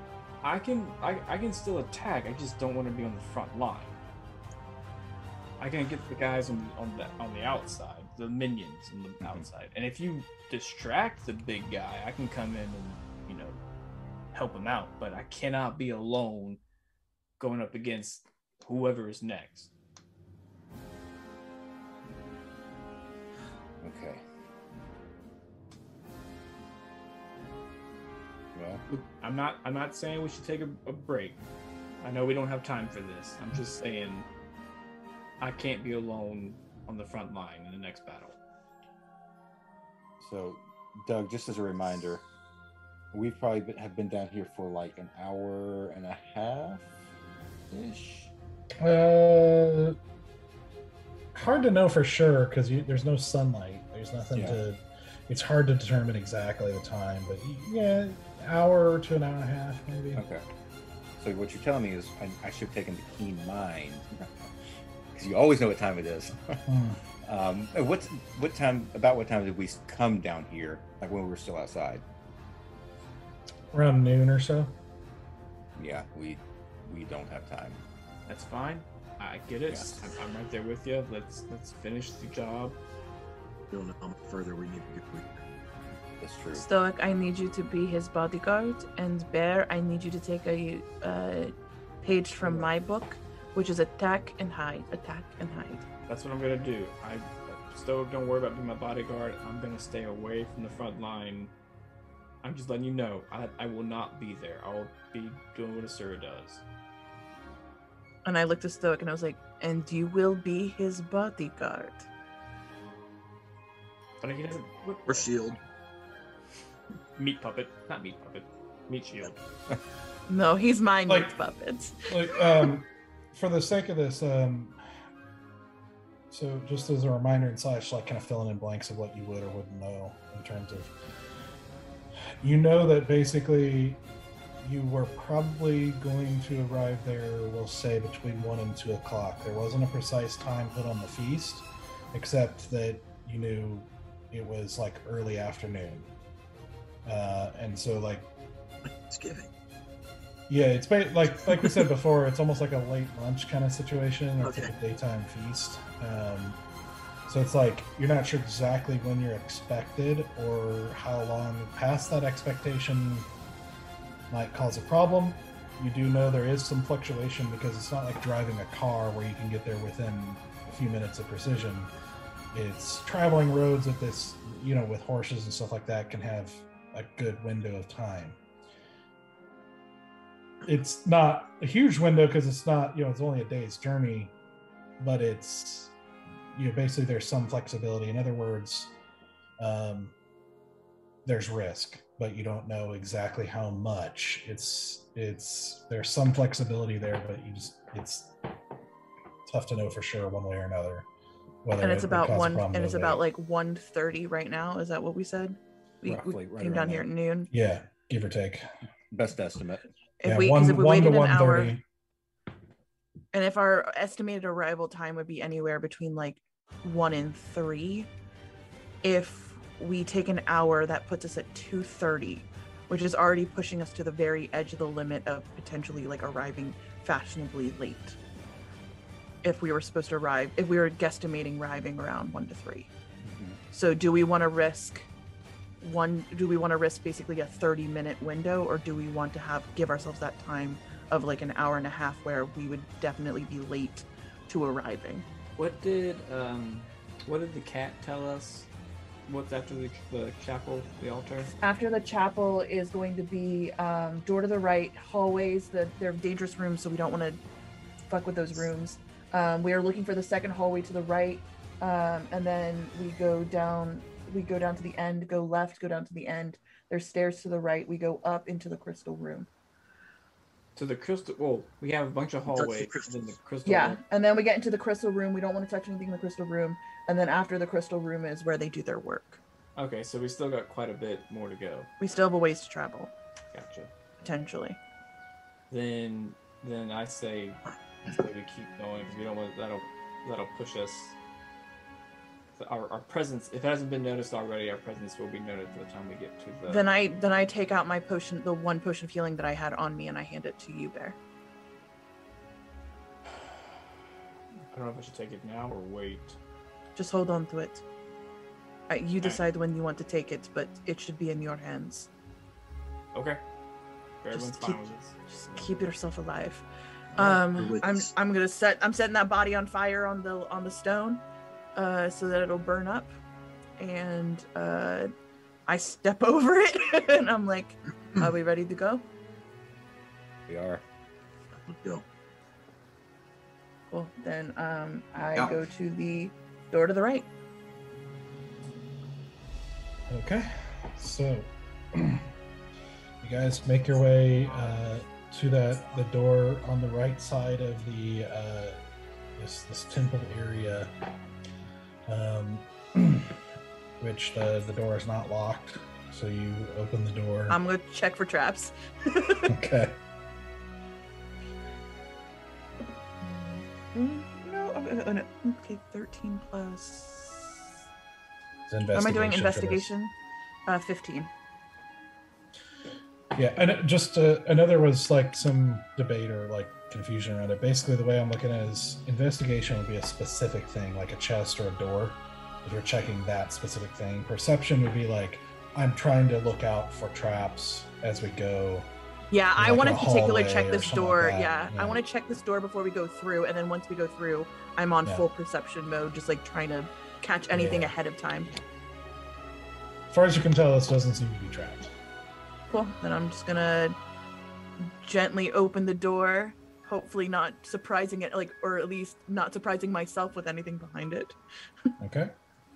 So you peek through the door, and there's what looks to be a totally dark, very, very small room, kind of opening into another hallway on the other side. As you step through, and as you guys make your way into this little room and into that hallway, you can see what looks like a long, dark, unlit hallway. What seems to open out. It's really hard to tell, but like to a very, very dimly lit room at the other end of the hallway. Like there doesn't seem to be a door. It just seems to be kind of an open room that seems to be very dimly lit with a sort of greenish light. And I'm just going to turn to them and just say, don't investigate any of these rooms. We don't have time and they are dangerous. And we want the second hallway on the right.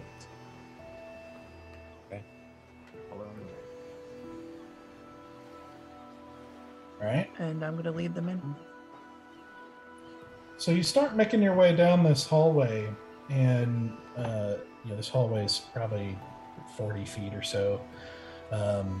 As you make your way down this hallway, you notice there doesn't seem to be any other doors leading off of this hallway. Just the one as you get closer and you open, as it sort of opens out, and you reach the end of the hallway where you can kind of see into this room, and you can see it sort of opens up into a somewhat circular room with a door on the opposite side, and you see sort of floating roughly in the middle of the room, maybe set back a little ways, you see three like dark orbs just kind of floating in the middle of the room, each of them with symbols that seem to be lit like from the inside, almost like jack-o'-lanterns in a sense, but with this sort of greenish light that are lit from the inside. As you guys make your way into this room, getting kind of a closer look at these orbs, and where you can start, you can make out that these symbols are actually pretty detailed. Unlike a jack-o'-lantern, these are actually very precisionally drawn silhouette symbols. As you make your way into this room and start to get a closer look at it, you hear a behind you as the door a door like basically shuts from inside, like shuts behind you. But nothing else seems to happen.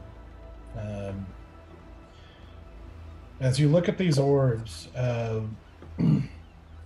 you see emblazoned on these orbs this sort of glowing greenish symbols, going from left to right. You see what looks like the symbol of a heart with flames coming off of it. In the middle, you see what looks like kind of the side frame of a head, like a humanoid head, but you see etching in it that looks almost like icicles, almost like it's frozen. And then you see on the third one, on the far right, you see what looks like the silhouette of a humanoid figure kneeling, with what looks like little lines kind of coming off of it. And there's no I other pull out the poem.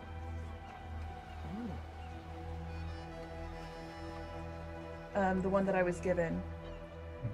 When death gives birth, remember three things. No victory comes without the heart's strength. And if the heart fails, the mind must be king. And when all else fails, pray on your knees at length.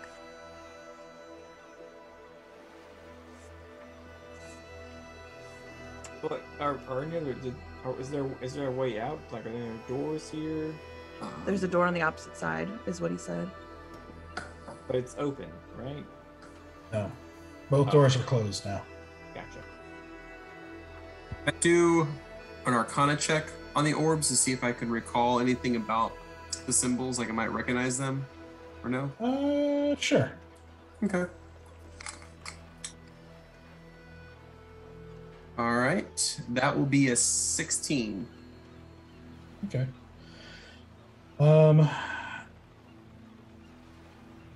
You recognize levitation magic on the orbs. Pretty obviously that there's some kind of magic probably that's making the light come from it, but beyond that, you don't really know. Okay. These aren't symbols that you've seen before. Okay. At least not exactly like like some kind of this. magical incantation put on it that I might be able to recognize. That's fair. All Yeah, right. not For the exactly. for the kneeling man image, was there any element with it like the other two have, or was it just a kneeling person?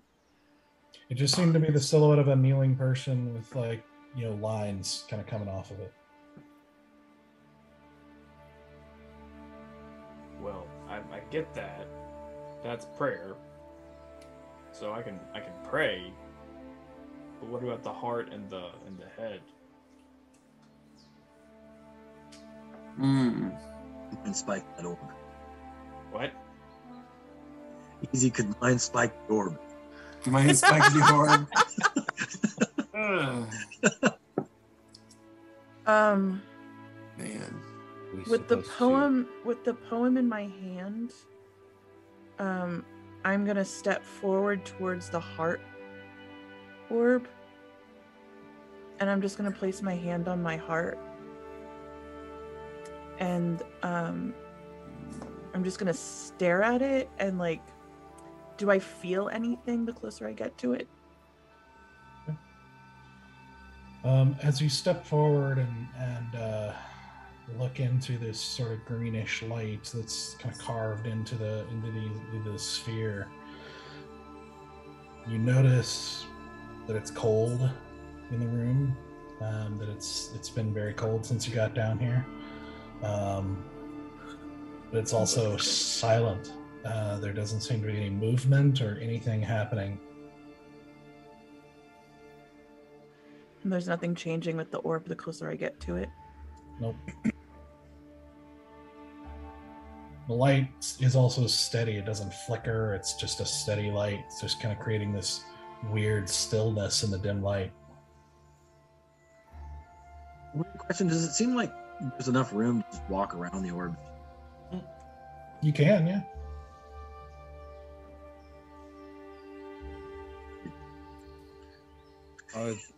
Are there? Yeah, they're any... spaced about 10 feet apart or so. I mean, how far up are they?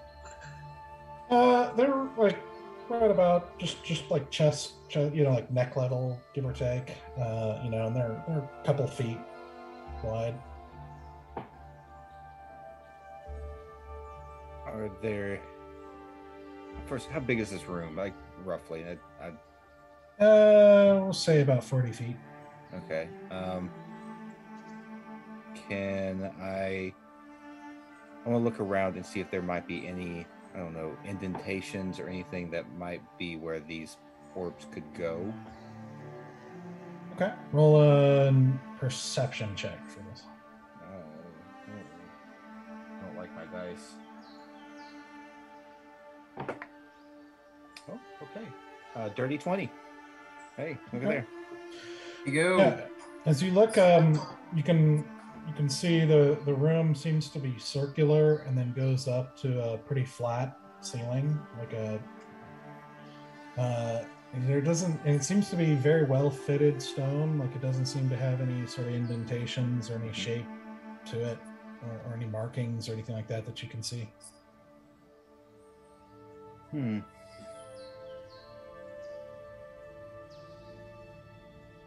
Oh, do you have any idea what these orbs are? oh, what I feel like I've seen somewhere. Maybe we should fire a firebolt at the heart one. I don't. That. Unless we have another means of fire, I just think we need to touch it with fire. Oh, you want to light it on? I see. Fire with fire. And maybe if we have something cold, touch it to the cold orb.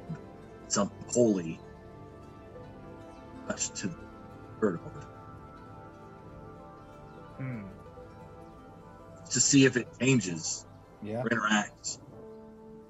I mean, With your sable sable blade bear, I think that's be possible as well. no. I mean, I can do that, but it seems to me from the poem, that's the third thing. I know sometimes timing is important, so I guess do the whatever head or heart first and see if it changes anything. The heart first. Yeah. Some kind of a flame. I mean, I think I have a torch. Or somebody had a torch. I think. What? Yeah, I think we all have torches. Oh technically. yeah. I mean, I definitely all have have I'll do it. lanterns. I'll do it. I'll light a torch. Yeah. I want to Okay. go up and hold the torch until the flame touches the bottom of the orb. Up to the heart one. Yes, and before I do, I'm going to cast Bid Ward on myself. Just a cat. It only lasts one round, so right before I touch it. Okay. I'm gonna back up. I'm gonna get right behind Stoic. Okay. So you take a moment, you take your flint and light the torch, and as the room sort of lights up suddenly with this bright orange light, as you walk up to the sphere that has the burning heart on it, and you hold the torch up to the sphere, and you see it. You see the greenish symbol suddenly flare up with this reddish light, as you see the flame sort of go all across the sphere for a second, and then you just see it the fire go out, and the red light just goes dark. It was green, and then it turned Now red. now it's nothing. No, it's nothing. Hey, that's something. They have something cold. How's the ray of frost? Yeah.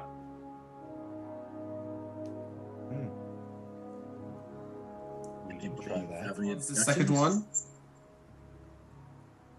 Is the ray of yeah?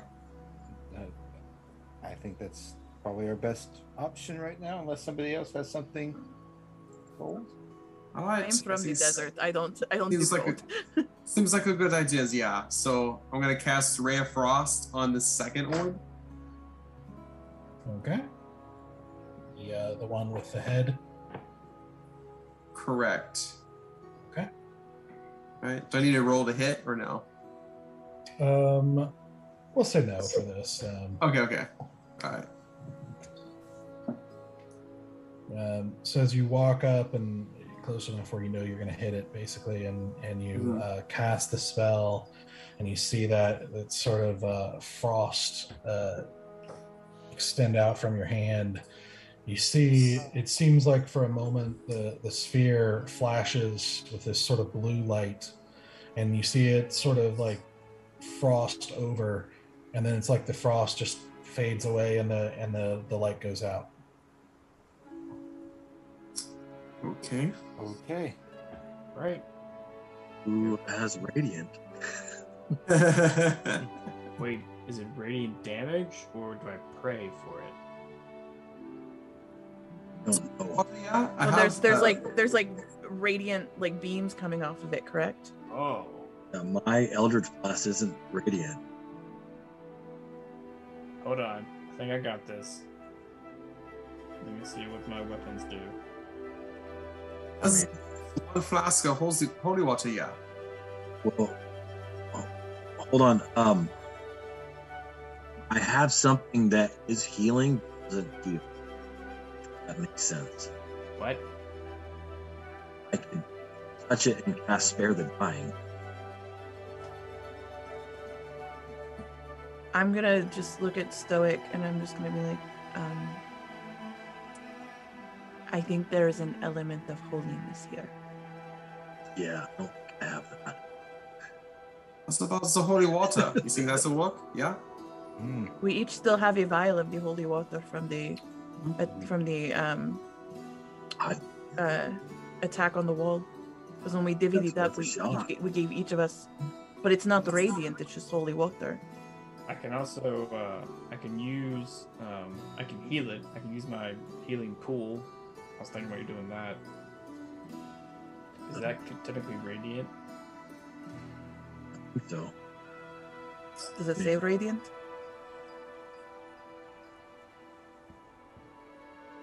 Probably says healing. Radiant only applies to damage.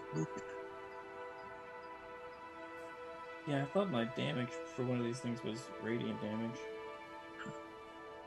But it's Maybe we try out the same holy water, yeah. I don't think this is gonna hurt Disney. Yeah, I mean, the worst thing that's gonna happen is it's gonna attack us. May not be the worst thing that happens. So I'll cast my mage hand, hold the holy water, and then just, I'll back up with, some distance. As far as Who is going with mage hand. Who is going to kneel? Good. I got it. I walk up to it, take out my vial, hand on my silver flames medallion. I thought Easy was gonna do it from a distance. He is. He's pouring it. So what are you doing, Bear? Walking up, hand on my silver flames, and I kneel and I pray, Ildris, get us through this. Oh god! Oh god! Oh god! Oh god! He has the lowest amount of hit points right now. I know. I'm like, you're too close. I know. This is the holy man here, guys. I know. So this is as easy as pouring holy water on it? Just making sure I understand what's happening. I That's think what I so. thought. I was gonna do it. Yes. But then you're doing it easy, right? I said, yeah, I got the mage hand. It's like dancing around with the holy water in its hand. It's like I you don't can think we actually you need want. to kneel because we didn't actually have to use our heart. We didn't actually have to use our head. I don't think we actually need to kneel. I would really like. Can we try holy water without you that close?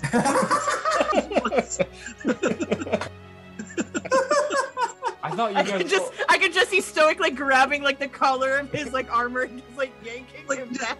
Hold on, let him.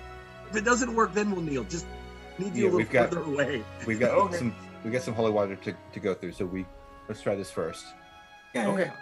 Yeah. All right. Easy. Okay, yeah.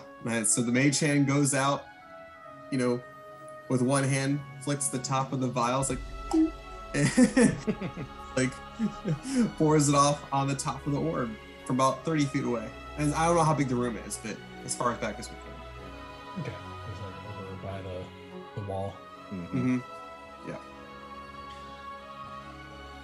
Okay. Yep.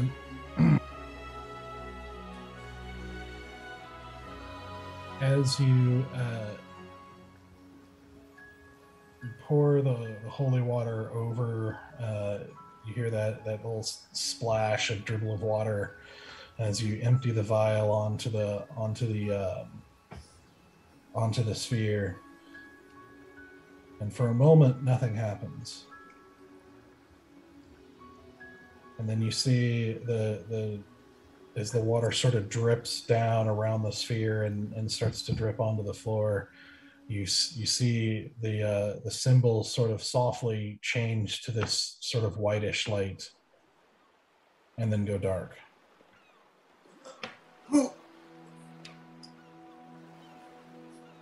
And then you hear as both doors open. Did we solve it? Oh, the puzzle! I just start kissing the poem. I just like start kissing him like I don't know who the fuck you are, but thank you. And I just start kissing the poem. Did we just do something smart? Oh my gosh. Wait a minute. Let's get out of the room first. Let's get out of the room Yeah, first. yeah. Room. Which door we take? Which door? The opposite one, the one Yeah. that we, Yeah. the one that we were going towards. Oh, sorry. I realized we were stuck in there. Yeah, sorry. Yeah, both doors were closed. I mean, I don't know. It could have been unlocked and we could have just walked through. I don't know. I didn't check the door. We just made assumptions. Yeah, Like we we made assumptions that the orbs were important and I had a poem. So I'm checking for traps and I'm keeping on. Woo. Yeah. Woo, man. As you step through the door, and you find yourself in a hallway, going in all three directions, and you see in all three directions, you see doorways on either side of the walls, with just leading off into rooms or other hallways or what have you. You see periodically other hallways just stretching down in any direction, as you're now in a very confusing area, and that's where we're going to take a break. All right. For the Crystal Palace room. Oof. Wait, is it Crystal Palace time? No, not yet. No, not yet. Okay, we still have a lot more ways to go. Yep. Indeed. Man, we dispatched of a couple of baddies. Probably the quickest fight we've ever had. That was very fast, guys. It was very fast. It's Yeah. pretty quick. And Listen, then- let's not get cocky. Oh no, Cocky no, kid. that's relief. That is not cockiness. That is Yep. just solid relief. Pretty much. Between Asura and Bear's hasted Nightcrawler attack, Yes. it's, the dude hung out at 6 points for a long time because he kept attacking the other thing. I know. I was looking at when Vala attacked the skull. We could have he's. All right, so we're gonna come back in about 10 minutes, so we can get a drink and everything. We'll be right back.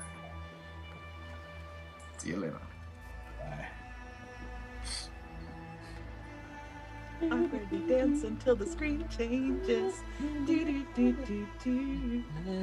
Awkwardly keep on existing in space until the time that the screen changes, because we are going to break. Da, da, da, da. All right, welcome back. It was a good break. The players are going to need it, so that's fine. Just kidding, but seriously. Meaning our characters got a long break, right?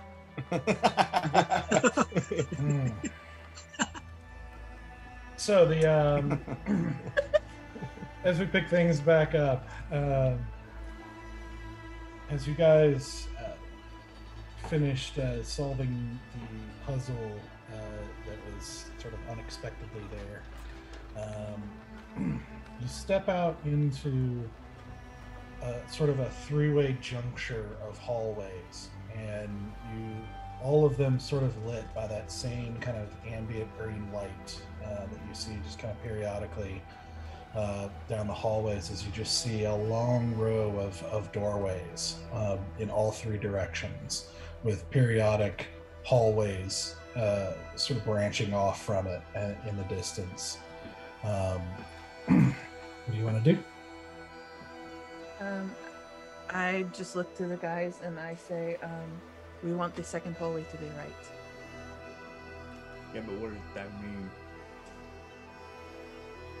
It means we want the second hallway to the right. What does that mean? Which one is the second hallway to the right? The second hallway to the right. You're not. We Please explain. go into the hallway. We go into, and then we want the second hallway on the right. And then we go to the end, and then we go to the left, and then we go to the end, and then we go to the stairs that are on the right, and then we go up. But we have three choices before we get to that section. We can go this way, or that way. I have prison, chapel, door right. So door right, which Doug, was the okay. chapel. So then we want the second hallway? right? Am I understanding? We're in a room where there are three options to go, right? Yeah, it's like you sort of stepped out into what's essentially like almost like a T intersection of these. So that then you're we kind of go coming into. straight and we look for the second hallway to the right. This is the first hallway to the right. Mm-hmm. We go straight and then we go to the second hallway to the right. Okay, everybody else trust this? This is I what, agree with that. that's what he means? Yeah. We'll find out. Okay. Let's move on forward. Okay. Lead the way, please, Sarah. Sarah, go ahead. I should have made you do it earlier, but go ahead and do a perception check for. You said you were looking for traps. Yep. That is going to be, what is my perception? That is going to be a +7. Ooh. So that is going to be a 14 + 7. So 17, 18, 19, 20, 21. 21.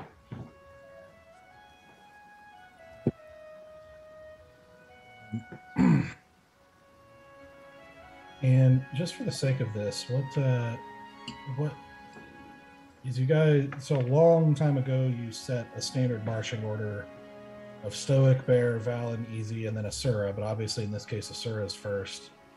Mhm. Is it otherwise the same? I think I was second. I'll go Okay, second to help I think investigate traps. I think that's right because I think I was third, and those Stoic and Bear, Oh, if I remember Take up correctly. the rears to Stoics represent. There's no. Wait, so I'm fourth. I'm fourth in line. Yeah. Mm-hmm. Yes.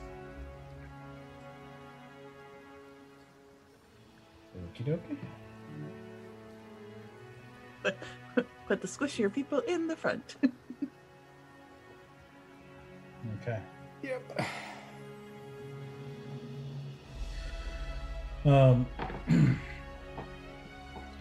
As you guys start stepping into the hallway and you start walking forward, Stoic, make a perception check. Oh, shit. Either 96, hold on. Hit the 9. What do I have? Yeah.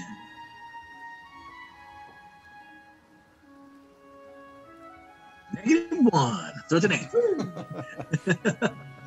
Okay. Oh no. Oh no. Awesome. So, you guys start making your way forward, walking, taking the straight option, making your way down this hallway.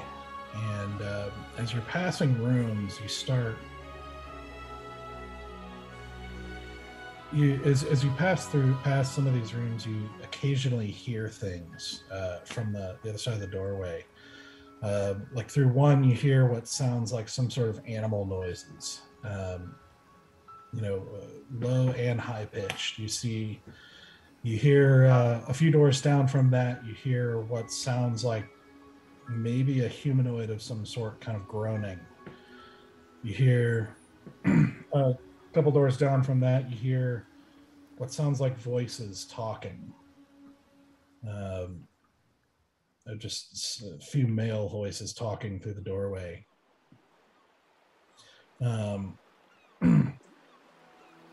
Through one of the doors, as you walk by, you feel like it is just emanating deep cold.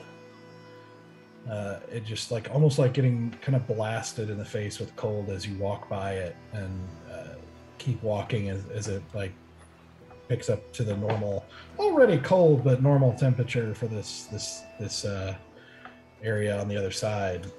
And several doors down from that, you have the same experience except very hot.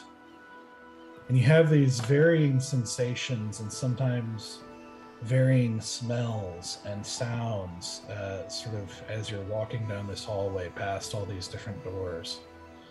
How about all of you go ahead and make a perception check just for the heck of it here? Ooh. I rolled a 19 + 7, so 19, 20, 26. Mm-hmm. Easy. Solid 6. And actually, Stoic, you'll keep yours. Valen, 7. Bear. 18. Okay. As you're making your way down the hallway, Bear, you feel like you hear. You don't feel anything, but you feel like you hear wind or a breeze of some sort. Not seemingly coming from any of the rooms. Wait, I don't feel the air, but I hear the air? You feel like you hear what sounds like a breeze or a wind, but you don't feel any air movement. I just kind of turn back to Stoic. Do you feel that? I think so. It's really hard not to answer the right way. You stop for a moment and listen as you hear this sort of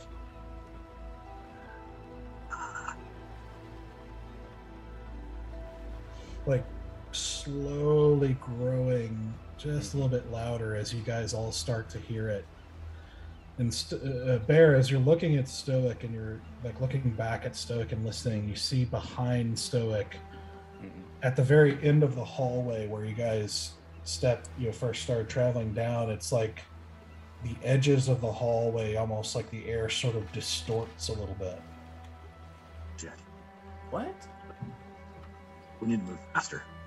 You hear this noise getting as Stoic says this, Bear, as you're looking back, you see like coming from the edge of the hallway, stepping into the hallway, you see what looks like a female figure in a dark, in a like light white, like kind of grayish white dress with like a veil over her face, step into the hallway and then turn its head towards you and start walking slowly your direction as that noise is getting louder.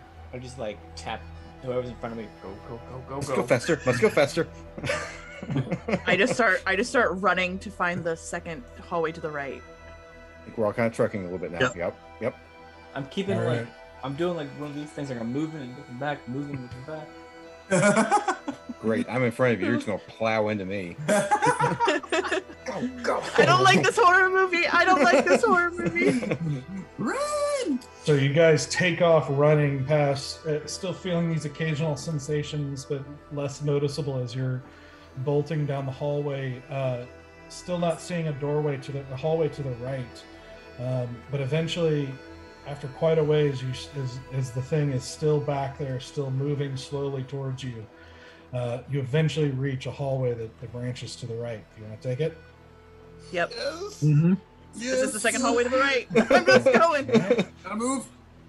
As you do, and as you run and you take the corner, you run straight into a guy, what looks like a human male, who sort of like bumps backwards, sort of wearing a dark gray robe, similar to the priest that you saw before. As he looks surprised, and he's like, "Oi, who are you?" I just take out both of my daggers and I just like shove them up into his like jaw. Oh Okay. jeez. Make an attack. Do I get surprise attack because I just literally surprised him? No, because you're surprised too. It's Okay. Well, no, I have alert, so I can't be surprised by anything. But is it while I'm conscious? Dang it. Okay, well it doesn't matter because I rolled a 20 and a 13. A nat 20 to 13 for my 2 attacks. Because I'm going to use my attack and my bonus. So those are going to be +5 for both of them. So 13, 14, 15, 16, 17, 18 for the 13, and then a natural 20 for the second one. all right. Roll for damage. So I'm going to do I'm going to do sneak attack on the natural 20. So the first sapphire dagger is going to be these are 4s. That's going to be a 1d4. You won't have sneak attack on this. It's just gonna be a regular attack. Dang it. Well, that stinks, I patooties. thought she had like Well, no, because assassinate because he hasn't taken a turn yet. So I get advantage on the first attack, which would give me sneak attack.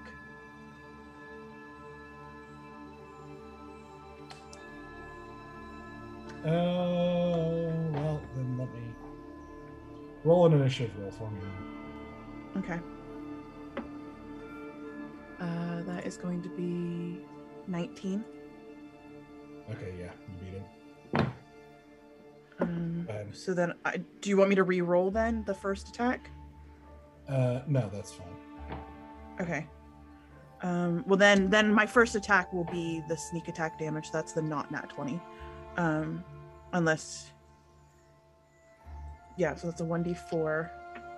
So that was a 4, and then sneak attack 6, and 6 is 12, 13, 14, 15. So that's 15 plus 4, so that's 19 doubled is 18, 28 plus 2 is 30 on the first attack. 19 doubled would be 38. 38, so 40 on the first attack. And then the second attack is just a d4. So it's going to be 4 doubled is 8, so that's 10. Okay. I just like panic stab. As he starts to exclaim and is cut short as you just drive both daggers up under his jaw and rip out with a spray of blood as he just drops like a sack of potatoes on the ground. I assume you keep running. Yep. Yeah. No, I don't wait around for this guy to like pick his pocket. I don't care. I'm running. This scary little girl is scary and I don't like her.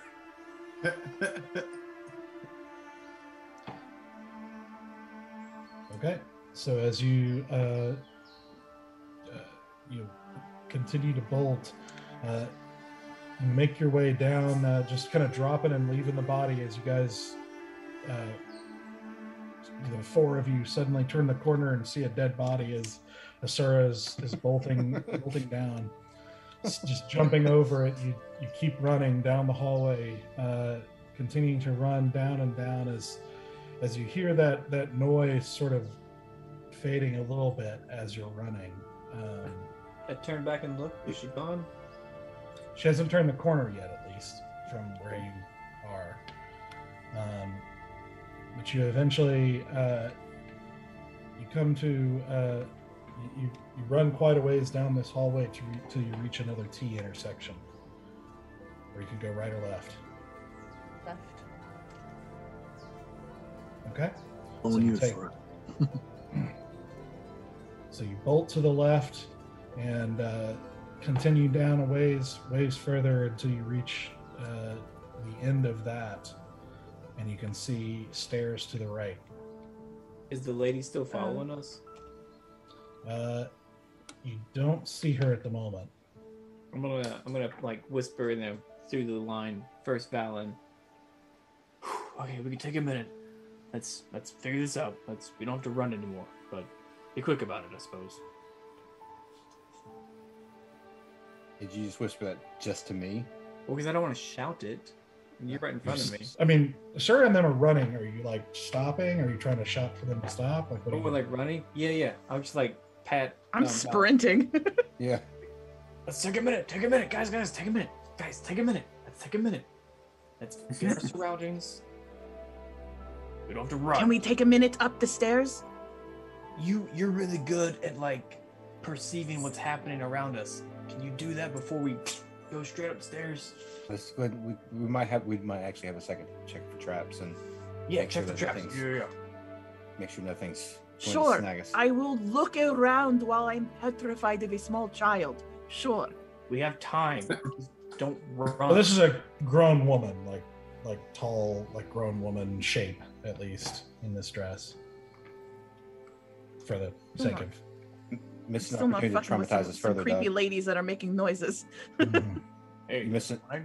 But You missed an opportunity to traumatize us further with children. So just Yeah. don't- Yeah, it's true. The night is still young. Night is still young. Asura's complicated relationship with children. Yeah. The night is still young. Oh no. All right, let's take a breath. Okay. First, do we hear anything? And I'll roll if I need to, but I mean, I'm still yeah, roll a perception check. To listen. something. it's a 10. That all of us or just them? Well, he's the one who said it. I mean, I'm checking the whole time. Okay, roll a perception. Yeah, I got a 6. A 10. So it's hard because you've heard some noises from this hallway. There is a small, like, it's quiet, but there is a little bit of a background noise under this area. So it's kind of hard to tell for sure if you're hearing it or not. Okay. I'm just gonna urge boys, just at least climb up these steps just a little bit and back to the wall. Yes, let's go. And I'm gonna try to get them. So because it's a set of stairs that go up, but it's my notes say that it's to the right. There's a set of stairs. So my understanding. So basically, at the end of the hallway, right. it turned to the right. And you're standing at the bottom of stairs there that go like to the right. Then I just want them to like go up the stairway just a little bit so that they're back against the wall. So I'm the bottom step. You want us to So go past? you're them? taking the rear. Yeah, so I'm gonna take the rear for a second and like basically like sneaky look and see if anything's coming for us. Okay. Can I? So Easy is in front now. I am in the front, yes. So you guys start making your way up the stairs. Before Not yet. go- I was gonna basically just have them like press against the wall, like the wall that so On like the if you stairs? turned right, yeah, so that I could like at least check behind us to see if anything's coming for us. Okay. Roll a perception check. Okay, that is going to be a 16 plus 7, so whatever that is, 16, 13, 23. Yeah, I mean, you're hearing some background noise, but it's like, again, it's kind of hard to tell for sure.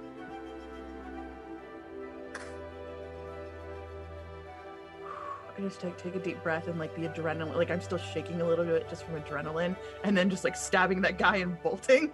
I'm just like, whew, feeling all kept away. I'm gonna take a breath and then I'm going to climb up the stairs so I can get back in front of Easy.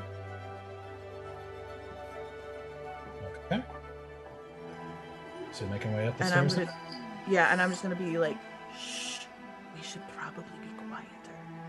And I'm gonna like soft, like I'm using those boots to like be like absolutely silent walking up these stairs. Roll a stealth check for me. Do we all do Can I, that? is it with advantage or no? Is it sound only or is it sight? Yeah, I'm the always advantage is double only on checking. checks related specifically and exclusively to sound. So if you're like trying to not make noise behind somebody as you sneak past, that's one thing. Okay, This is I like just wasn't sure general how stuff.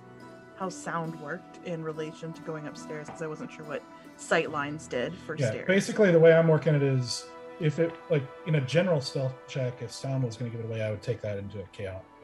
But Okay. you're making a general stealth check because you're not just trying to be quiet, right? Mhm. So Okay, then I rolled a 19. okay. All right, so you guys start. Do the rest of us make stealth checks, or can Soros pass for us all? It's up to you. Oh. And no, I it did ask doesn't you all pass to be for it at quiet. all. I cannot make you all silent. I mean, I I will wish. walk. I will walk. I know, stealthily. right? I will not Yeah. like walk like. Yeah, I'll make one. Okay. Yeah, I'll make one as well. I hate my dice. I hate my dice. That was a 1. That was a natural 1. God. It wasn't 3 me this tonight. time. 3 tonight. All different dice. And you have Oh, good Larry. stealth. I have Well, I have like- good stealth. You have 2 coins you could be using as well, right? I know, right? You've got luck. Do those Well, coins actually- not really work out for you? And one of them I'm saving, but actually Oh, okay. I don't remember how Luckstone. So, Doug, with the dark Luckstone, can I still use it even after I rolled, or is that only before I make the roll? Because it just says I gain advantage. It doesn't really say when it can be used.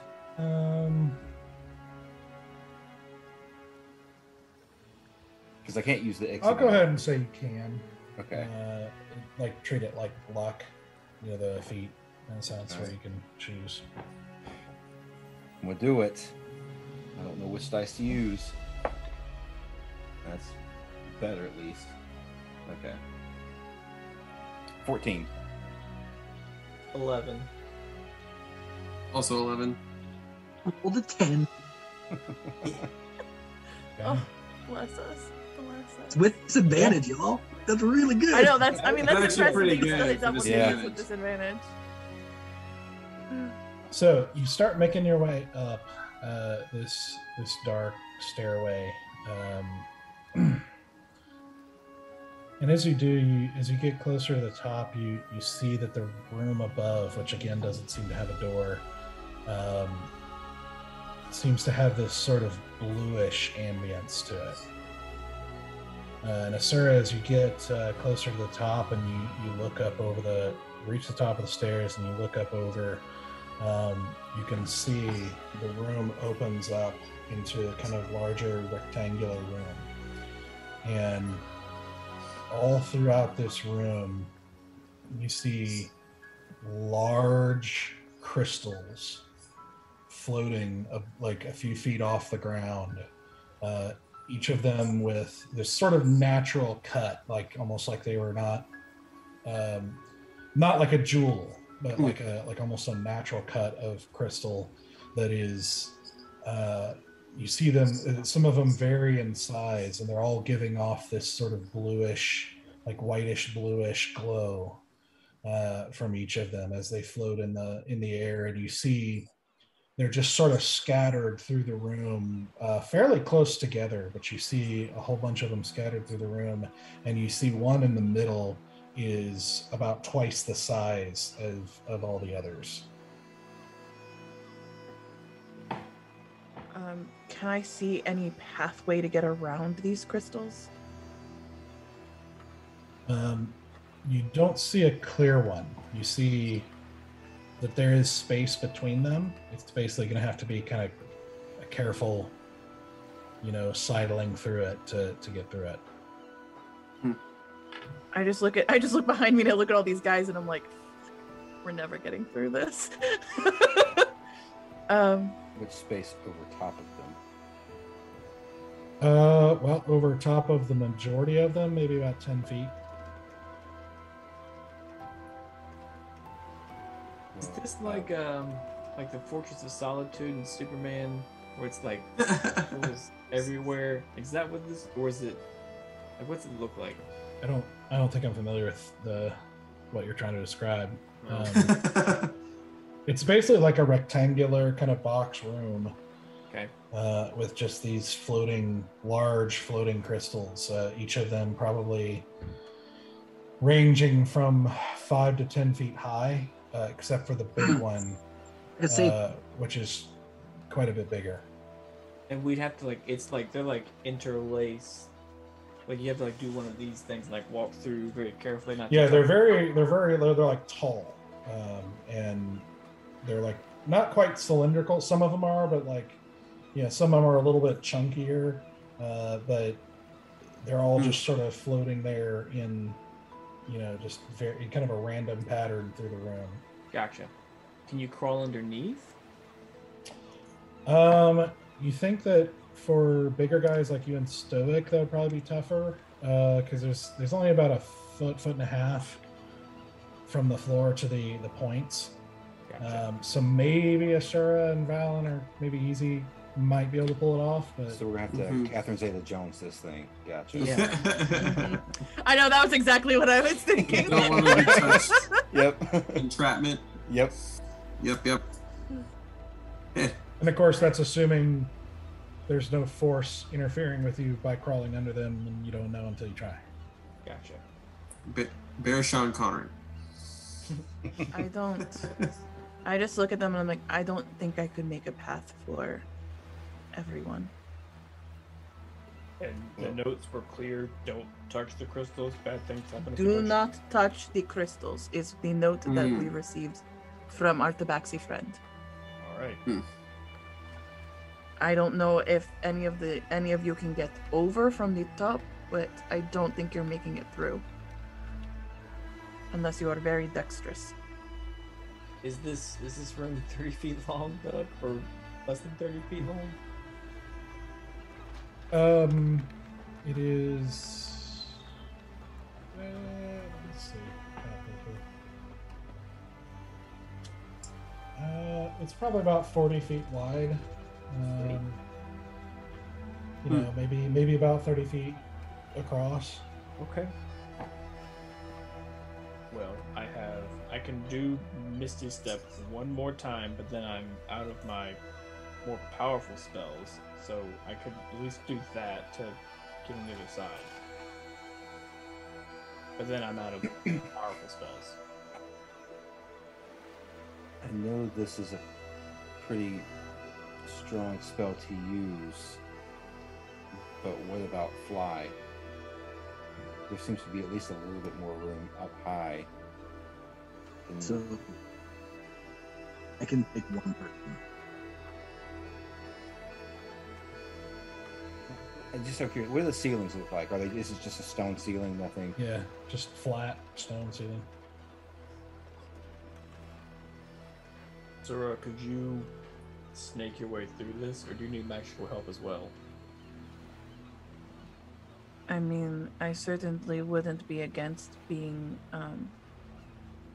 boosted in some way, but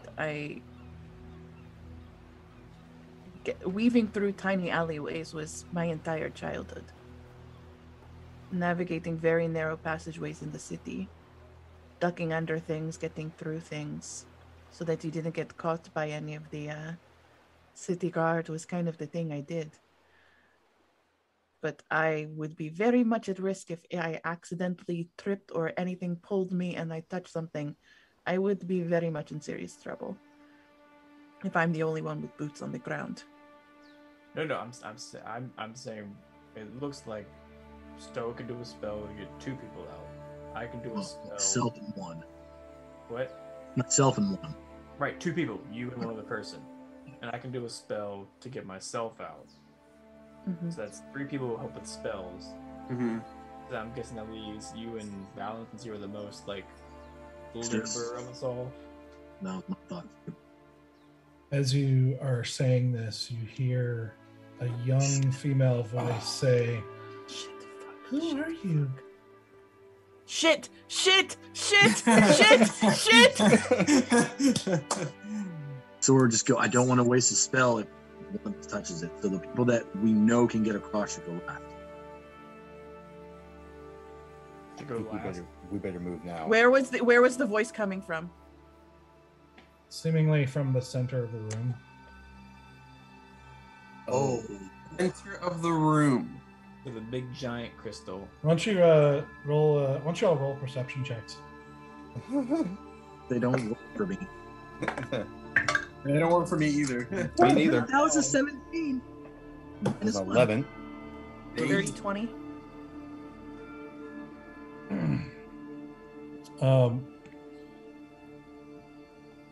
So as some of you are looking, as you hear this, and you start looking into the crystal, and you start kind of trying to look past the light a little bit as that these are emanating, and as you look closely into these crystals, you can see what looks like forms inside these crystals. And as you hear this and you look towards the center, you see what looks like various humanoid forms, seemingly suspended in these crystals. They're vague and like shadowy, like silhouettes, like very blurred silhouettes, but just enough to be able to tell that they seem humanoid. But in the big one in the center, you see a smaller figure, like with just what seems like very long hair, sort of splayed out a little bit.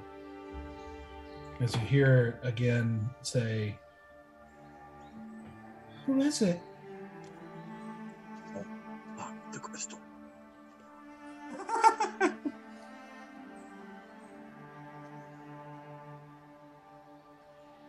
did you bring me here?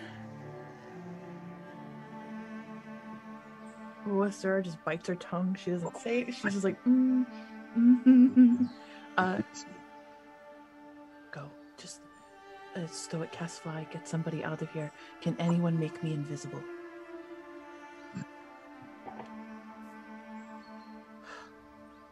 I just look at all of them and I go, wish me luck. And I'm going to try to make my way through this maze. And I'm here if anything goes wrong. Okay, so Sura, you're just trying to work your way through. Valen, what are you doing? Well, I was going to ask if someone can get me up high. Maybe we can somehow, I don't know, shoot an arrow and get like a rope across the top or something. Just to, again, I feel like high is better than. Maybe that's just me because, for one thing, I'm not exactly at peak performance today. That's okay. That's for reals. Do you want to boost, Valen? Are you the ones? You can fly me. Holy spell.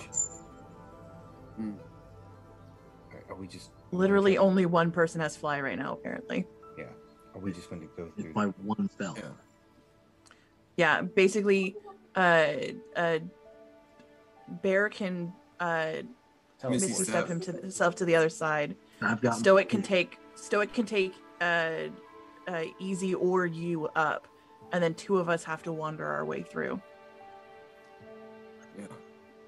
Either you or me, Valen, have to acrobatics our way through this thing. Why am I here? Don't talk to it. Don't resist the questions. Can I do an insight check on this little girl? Sure.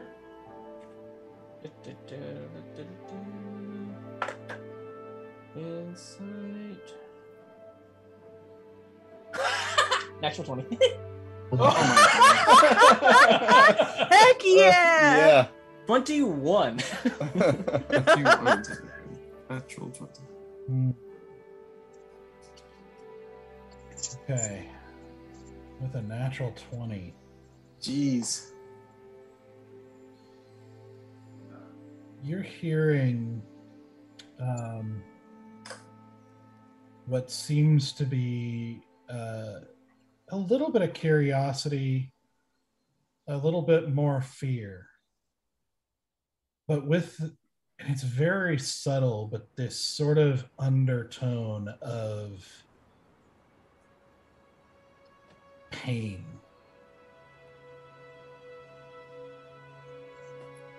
Is it? It's a natural 20, so I'm kind of like, going for it here. Is it like, do I get the sense that it is actual little girl trapped in a crystal, or is this like a demon or a banshee trying to sound like a little girl? That you don't know. That's not really an insight check so much. You don't detect any real deception here. Okay.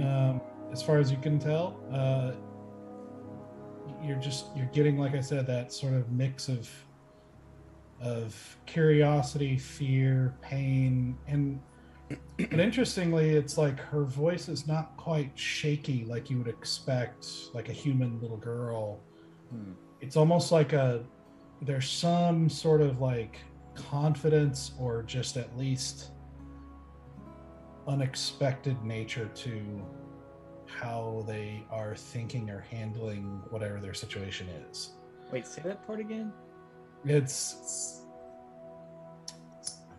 like, and this is only because it's a natural 20, but basically it's like this very subtle, I guess another way to say it is like almost a surprising, just very subtle lack of confidence that you would expect to be there from like a kid in a terrifying situation. But you are also detecting that fear and pain but it doesn't seem to be the fear and pain of like that you would the expression of that you would expect. I know it's tricky, but it's a very. But I don't get the immediate sense of like no deception. Okay. No. I just kind of like look at Stoic. I think we should talk to it. Last time I talked to something creepy, it didn't work well for any of us. And I thought it was my friend. But she could be in pain, she could be in trouble. Gotta play it safe. We need to come back, we can come back. How about this? Can I talk to him on the other side? No, look back. Just go. Do you know who brought me here? I do have a question real fast around the help action. If I lead Valen through this, can I help him with his acrobatics? If I kind of like set the trail for him? I don't think this is so anybody who's going to go try to work their way through it is going to be just basically a dexterity check. It won't be acrobatics because it's not acrobatics. Well, or can I help him with dexterity? Like, would I be able to?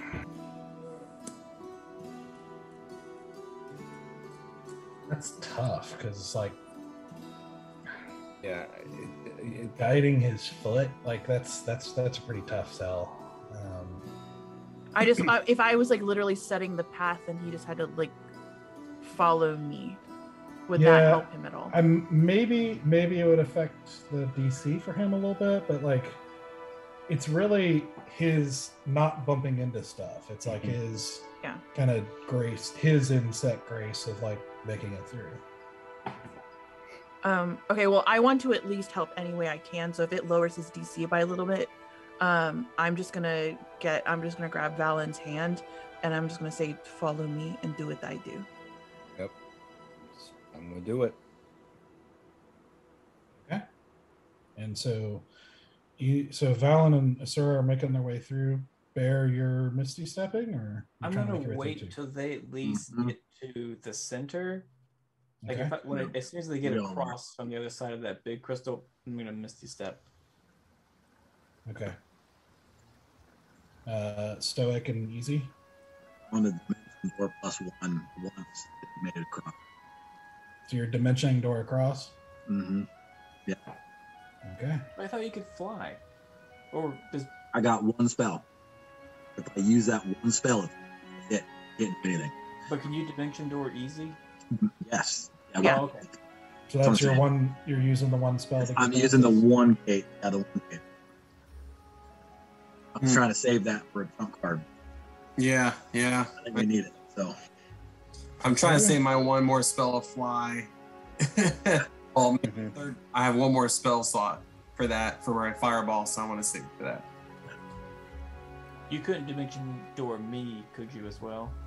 just one more. Just one person, yeah. Just want to make sure. Just yeah. Okay, so that's what you're doing. Mm-hmm. Just make sure. Okay. Yep. If things start changing, But I'm waiting because if they touch stuff and we got to go into a fight, I don't want to waste anything. yeah, like Exactly, yeah. Okay. Asura, roll a dexterity check for me. Oh my god, it's like all of Come on, baby. And I'm fine. So that was a 17 plus 2, so that's a 19. Okay. Valen, I want you to roll a dexterity check with disadvantage. No! Oh, I rolled a natural 20. No. Yeah, 8. Okay. Oh, fuck us no. sideways. 8 total. 8 total. Oh no. Okay. Hurts. Why are you rolling with disadvantage? What is going on? I think I know, but yeah, I have no firm idea as to why. It's just a theory.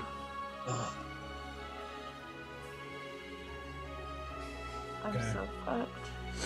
So, Asura, you lead the way as you start, kind of sidling through and just try to slowly and carefully make your way between these floating crystals.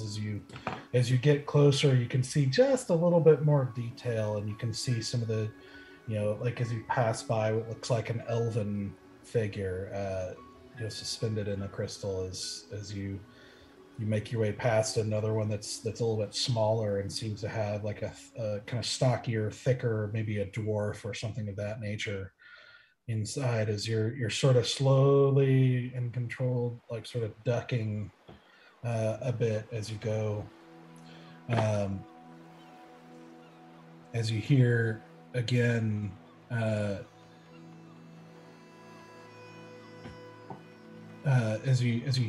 as you're making your way through, can you help me?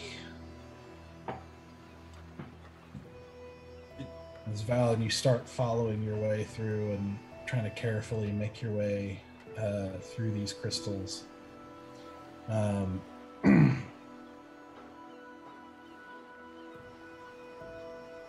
As you're making your way, and as you guys are kind of standing at the back watching these two try to spider their way through this, and the voice continues, just kind of going, why am I here?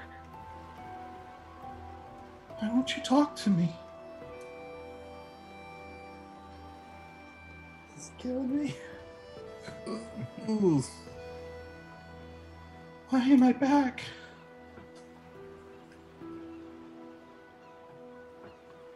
I don't want to be here.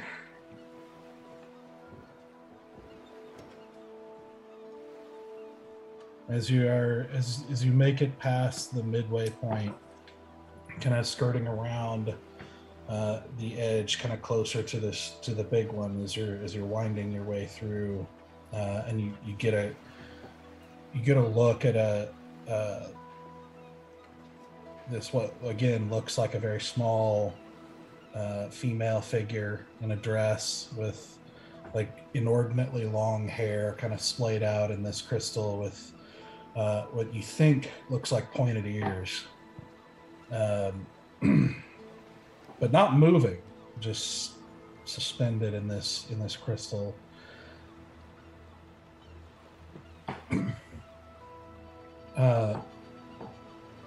As you're slowly making your way, and you start to make your way under kind of a place where the crystals are almost touching, and you are slowly ducking under, Valen, you feel your shoulder accidentally brush against one of them, and you hear this suddenly in your mind. You hear this like deep, angry voice in your mind go, "Let me go!" And No. you take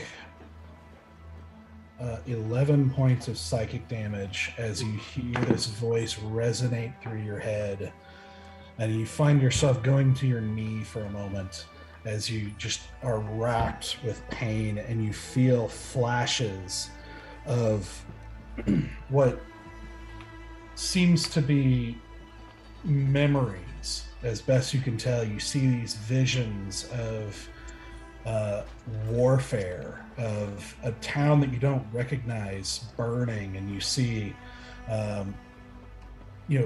civilians and people getting slaughtered and soldiers dying, and you see just ravaging and pillaging and just innocent civilians getting slaughtered alongside the soldiers, and you see unspeakable things being done by these other soldiers that you also don't recognize, and you see what you're pretty sure is whatever this figure is, like their family, getting murdered in front of them as they're tied, like pushing against the ropes, like as the rope is just burning and rubbing away their skin as they're desperately trying to get away. As they then turn to them, and you look down and you see like what looks like a dwarven body, as they basically, you see strong hands reach out and rip out chunks of his beard. His blood just kind of spurts out of his face, and you just see this these scenes like of this kind of horrific reality and horrific death happening as you just are just pierced with this power and this memory and this horrible thing. As you finally snap back into the midst of this crystal room on your knee and just like out of breath and like stunned for a moment as you like try to catch your breath. That was awful.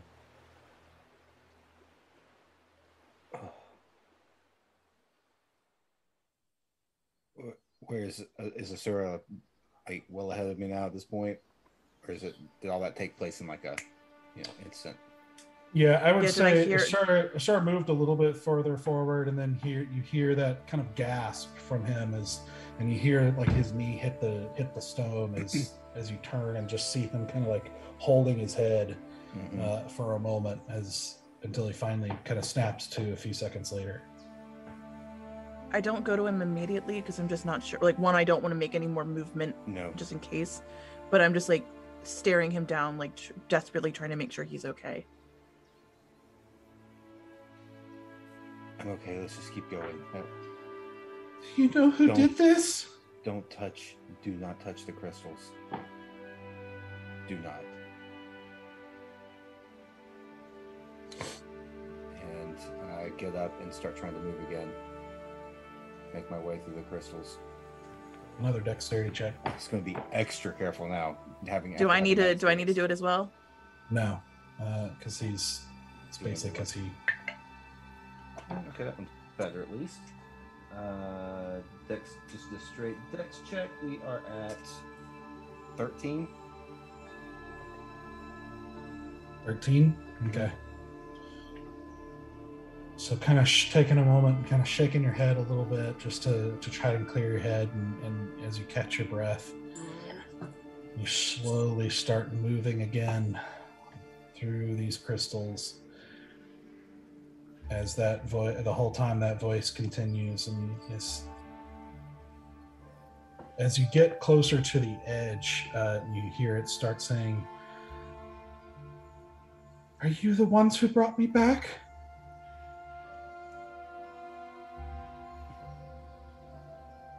If you're the ones who brought me back, I'll find you."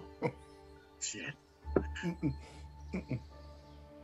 I literally like have my hand over my mouth, like trying not to cry, because I'm just like, I just don't want to be here. I don't want to listen to this. I don't want to do this. I don't like this.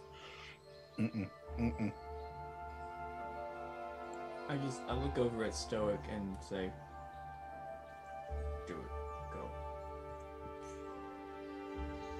Sarah, are we all the way to the other side? Sarah, you just now reach the end and step out on the other side of the room. I immediately do a perception check to make sure there's nothing Okay. at this doorway that's going to cause harm when they teleport over here. Like nothing's Okay. going to stab them or poke them or trigger. Okay, do a perception check.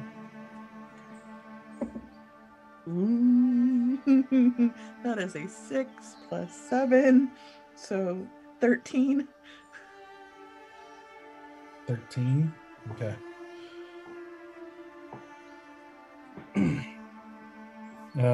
You take a moment and look around, trying to look at the dimly lit room, trying to search for any sort of traps or anything that might present a danger besides the crystals. And you don't see anything of note at the moment as the voice continues, like saying, "I will find the one who brought me back. I don't want to be here. Life was not kind to me. I don't want to be back here." Is Valen with me at this point? Valen is just now crossing and making his way out of the crystals. I immediately grab him and just like press him up against the wall and like tuck into the wall, because I don't know how much space the guys need in order to teleport, and I don't want to be in the middle of the door frame when they bust through. So I just like grab him and I push him back, but like I'm like holding on to him so desperately because I'm like shaking. look there and say, see you over there. I'll take my cloak in one hand and like my arm around Easy with the cloak and be like, I owe you for earlier, man. And like, poof, and we pop up right next to Poof. right next to Val and Sora. That's a fun trick, yeah. You have to show us how to do that next time.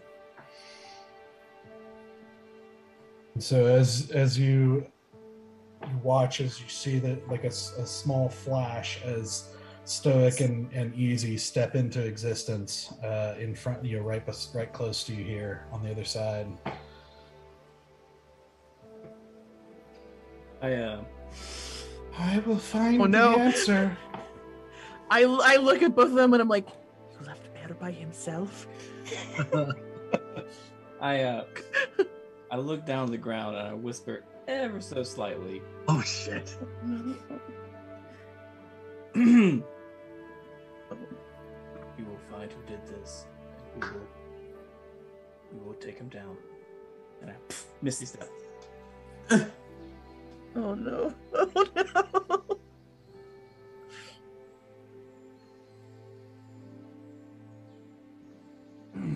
As you see Bear like poof into existence in this space, like right next to Stoic and Easy, as you guys are kind of crammed into this little area on the other side here, you hear it saying,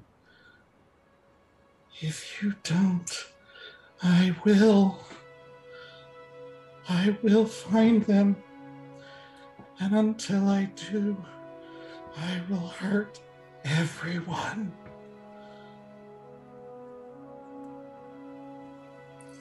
Ooh-wee. All right, let's. I'm going.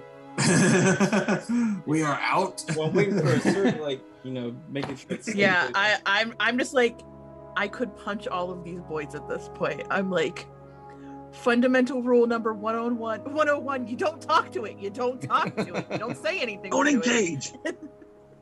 I'm just like, and so I pick up the lead to go through, to go into the room where they do the work. So you open the door on the other side, opening to another kind of a little bit shorter hallway, another unlit hallway with what looks like a room on the other side, like no door, but you can see it opens out into a larger room.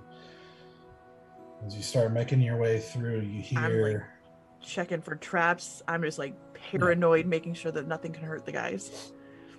And as you guys start making your way through the hallway, you hear behind you that voice as it starts to fade behind you saying, "I will.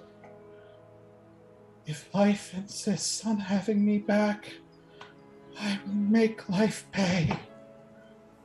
Sorry, I didn't catch what you said. I said, if life insists on having me back, I will make life pay. Oh, yes, Queen.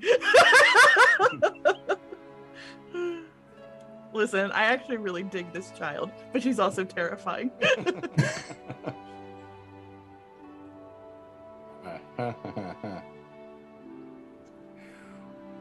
As you guys make your way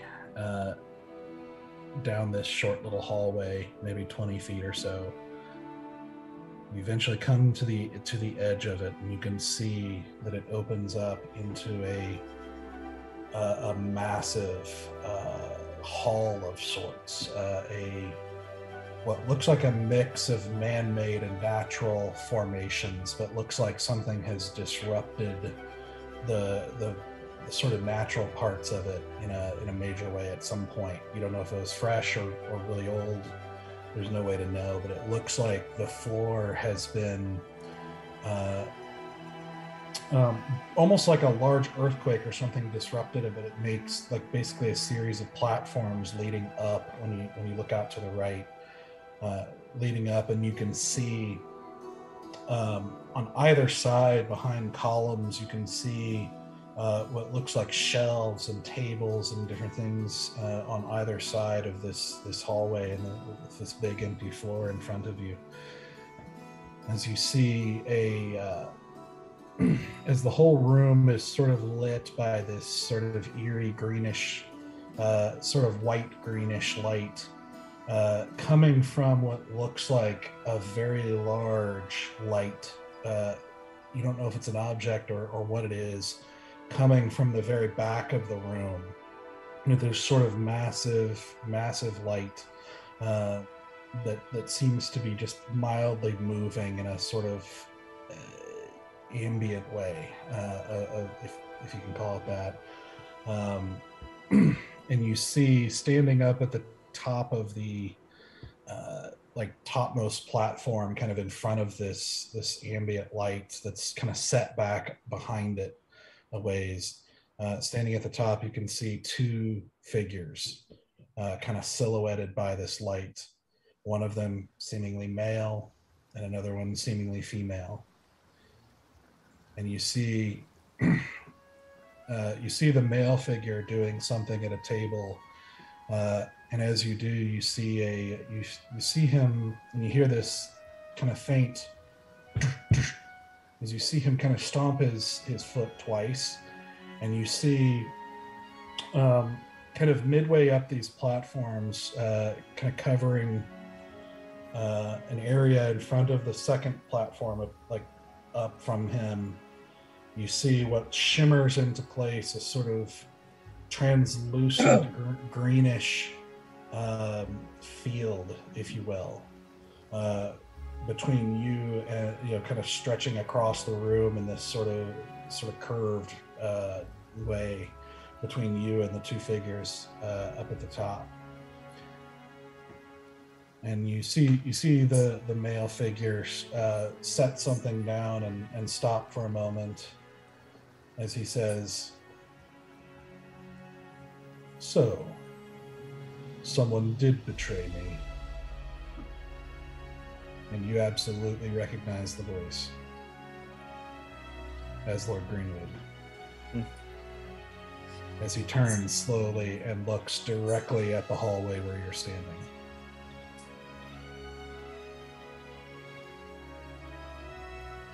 What did he do in front of us? What is this green field? You don't know. It's a translucent green field. Yep. How far away are we from him, approximately? Let's see. Coming in from where you are.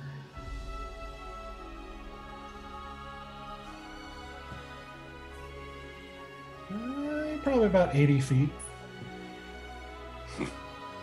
Okay. I just look at the guys and I just point to him. I just kind of whisper, like, "Can I say something to him?" I was going to if you weren't, Okay. I just shout out using thaumaturgy. "The feeling is mutual."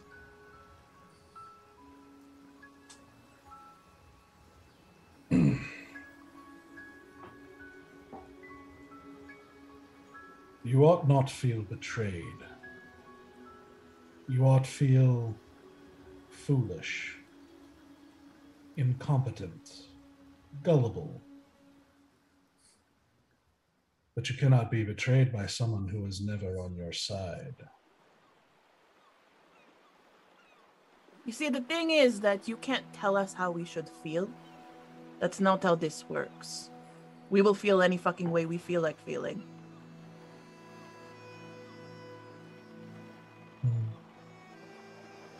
And it is such lack of self-control that perhaps is why you were unable to detect me for so long. Out of curiosity, Listen. Oh, sorry. Oh, no, go. I was going to say, can we see the female figure? Do we recognize it as Felduna? Yeah, she's... Felduna? It's silhouetted, so it's hard to tell for sure, but she definitely has her head kind of down, like in typical fashion. Just kind of standing off to the side on the same platform as she always is. Sorry, continue, Asura. No, listen. Props to you. You absolutely did fool us in every conceivable way. But we are the Folly, so that bar is pretty low, to be very honest. So I don't know if that's something you really want to exalt yourself in celebration about, because, I can fool myself pretty easy, to be perfectly honest. So congratulations. I can make you some tea if that's your jam.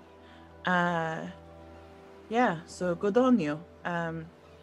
Really exciting for you to be a full-blown evil psychopath. Or really sociopath, because you can really perform human emotion very well. It's surprising.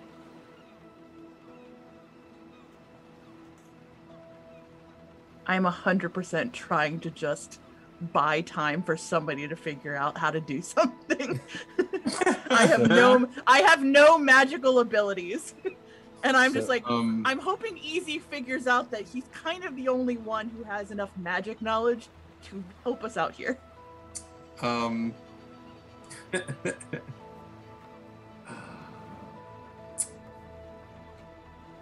I'll say something.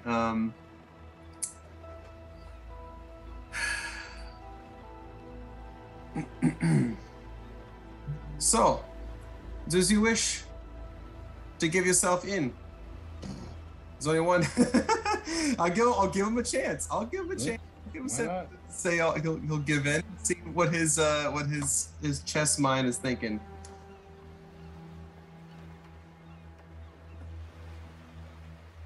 Turn myself in. That's right, yeah. To myself. The people of Karandia will see through your lies. The people of Karandia see exactly what I want them to see. This is why I've held all the power. And why people like you are nothing more than tools. Promising tools turned troublesome. And now, like many before you, come here to play heroes. Why are fools always attracted by such notions? Was that the rhetorical question, or did you want an answer? Well, if one looks at history, you will see that the so-called good rarely hold power for long. Look at your own experience. Look at your own experience. You have done much for this country that the country ought to be thankful for, yet, in stubborn adherence to good and their laws, they put you on trial before all the rulers of the land. Garen himself would not lift a finger in response to your efforts to help his country in ways that he could not. Mortals glorify these morals and call them heroic, but will just as likely turn against you. I simply do not live in the same fairy tale. Wait, is this the part where you try to convince us to fight on your side? Is that what's happening here? Yeah, that seems like an odd bend, especially when you just called us a bunch of idiots like 4 seconds ago.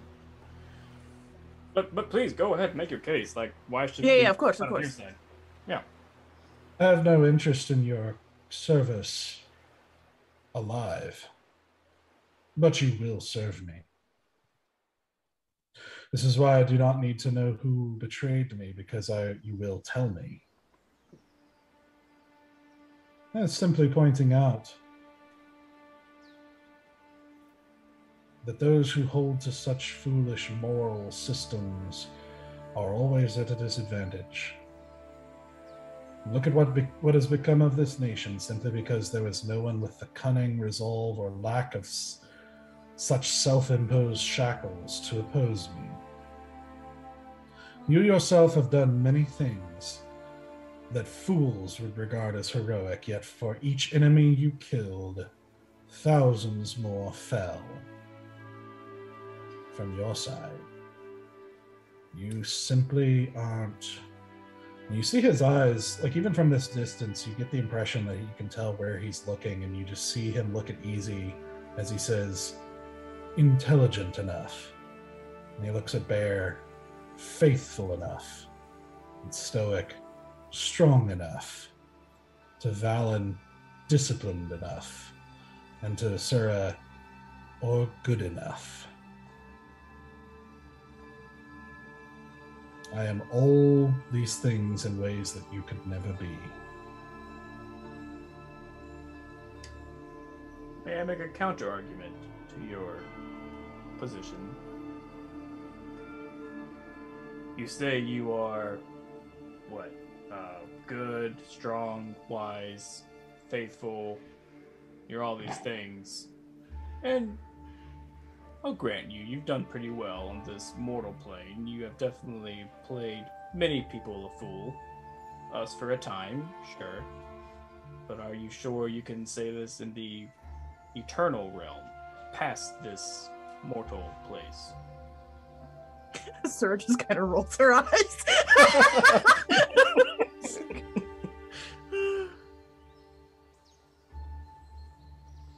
You only ask that question because you lack the ambition to understand that such shackles put onto us by the likes of children and Morin are meant to be broken.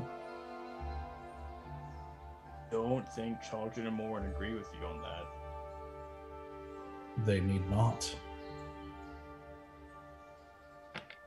They will not stop me. Even Morin's cherished personal guard looked me straight in the eye and did not know what I am. All right. So you're pretty confident then. You can take them on. You're not worried one bit. I simply have calculated correctly. To those who understand, life and death are just tools.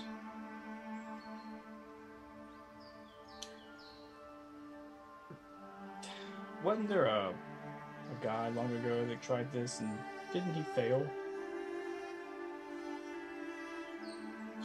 There have been many who have tried to become immortal, but they fail to even realize that even the question of mortality or immortality is relevant when life and death themselves are irrelevant.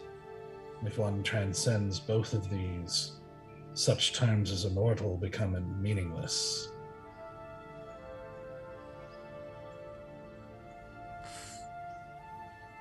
Man, again, you're smarter than me.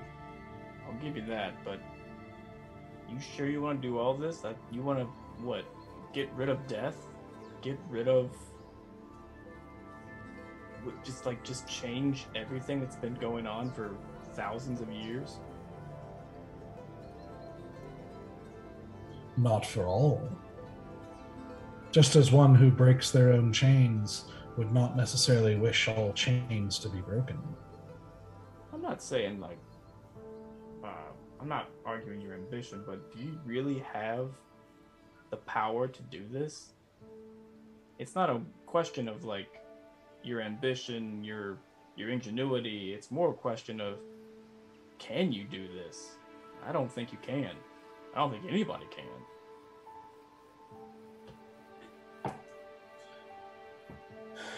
It is indeed something that small minds have trouble grasping. All right. Even those who experienced some sort of success in the past, such as Shazran, were still simply chasing immortality without realizing that it could be surpassed.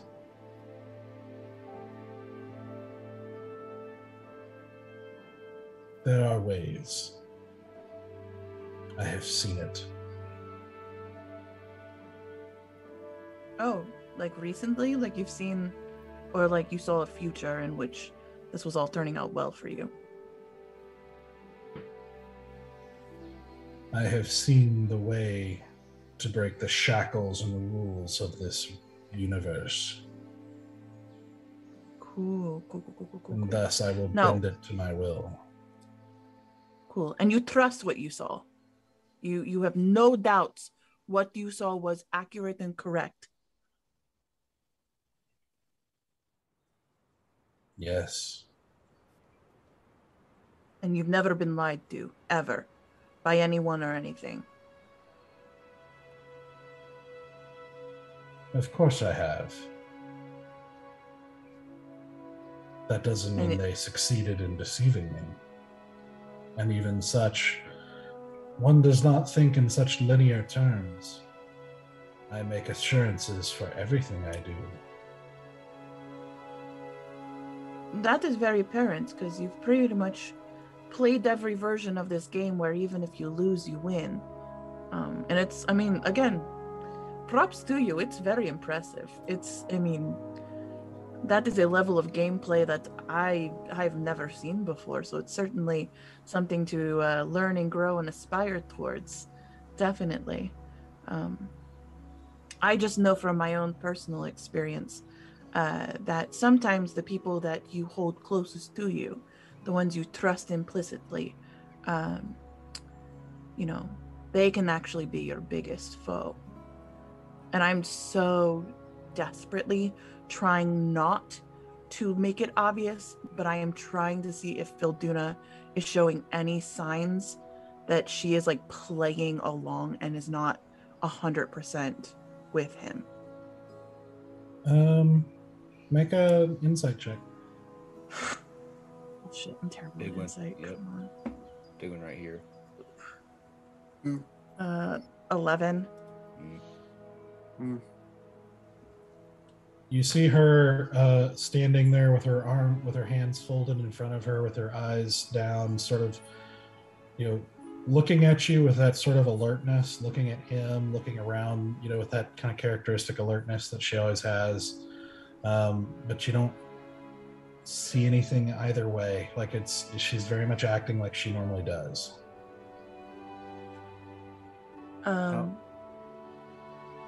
How far away are we again from the force field thing?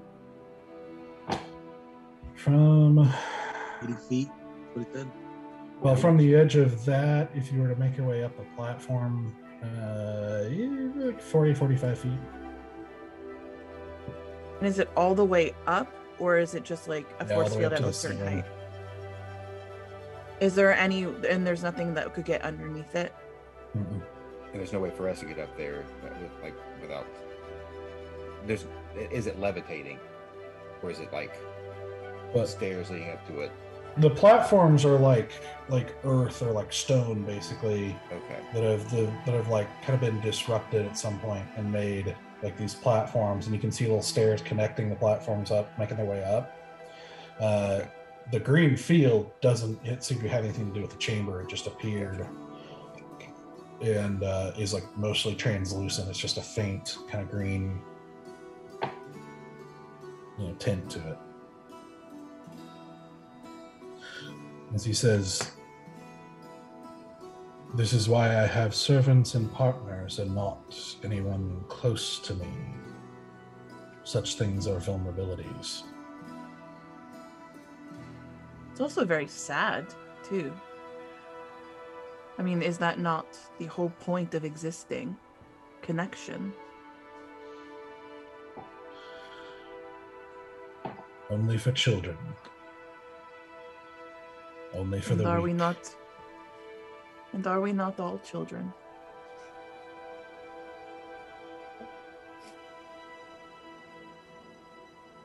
Well, you certainly are. Perhaps that is why you couldn't save other children. Ooh, Asura's eyes start buddy. to do that like little thing where like the red starts to like come in from the edges. Yes, because that made you very strong and very powerful to take down little children. It made me nothing. It was a calculated move to kill Selena and maintain my cover. Yet it was interfered by a third party.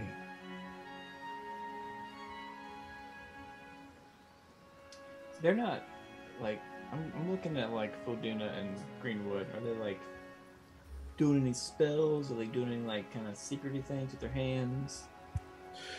You can see he is he's got some stuff on the table next to him, and you can see him kind of doing some stuff with that every now and then. Not like secretively, not anything that seems to be saying spell casting or anything of that nature. You're not sure what he's doing, but he just seems to be doing whatever he was doing with a complete lack of concern for you. Is he like writing, like working on something? No, he's not writing. He's just seems to be doing something with small elements that you can't see from this distance. So, shield, the blue green haze is how far ahead of us? About 45 feet. I'm gonna just start walking toward it. Okay. He doesn't react or say anything as you do. I'll stop. You're stopping in front of it? Yeah, I'll stop in front of it. Okay. So you stop in front of it, and it's, you can see it's still just this faintly green, mostly translucent field of some sort.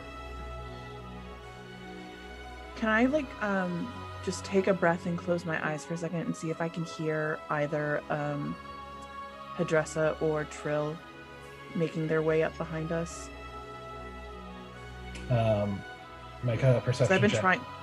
Because I've been trying to buy so much time in the hopes that the two of them are on their way. That's a 15 plus 7, so that's 18, 19, 20, 21, 22. 22? Mm-hmm. Okay. As you stop and listen, finally kind of taking your attention off of him and everything in this room, as you stop and close your eyes and listen, trying to listen for footsteps or any sort of anything, you don't seem to hear anything signifying them. What you do hear is a low wind noise. Shit. Yeah. You guys have any more questions? Because the ones I have to ask, I need to be heard. I can't hear what you just said. Oh. I said, do you guys have any more questions for him? Because the ones I want to ask, I need to be up close and personal.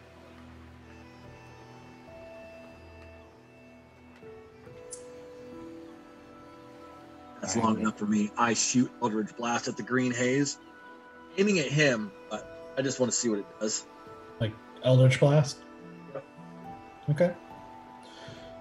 So I want to, if anything breaks in that shield, I want to shoot an arrow straight through the shield. Okay. As you reach in for that power and you release 2 bolts of Eldritch Blast at Greenwood, like right after they leave your hand, as they hit this greenish haze, you just see them sort of dissipate.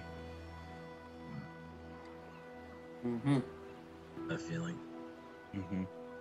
Thora, I'm not shooting an arrow at that son of a bitch. I mean, how far away is that whispering sound behind, like the wind sound behind us? You're not sure, but it's getting louder. I just want to see what happens when a physical object goes through it.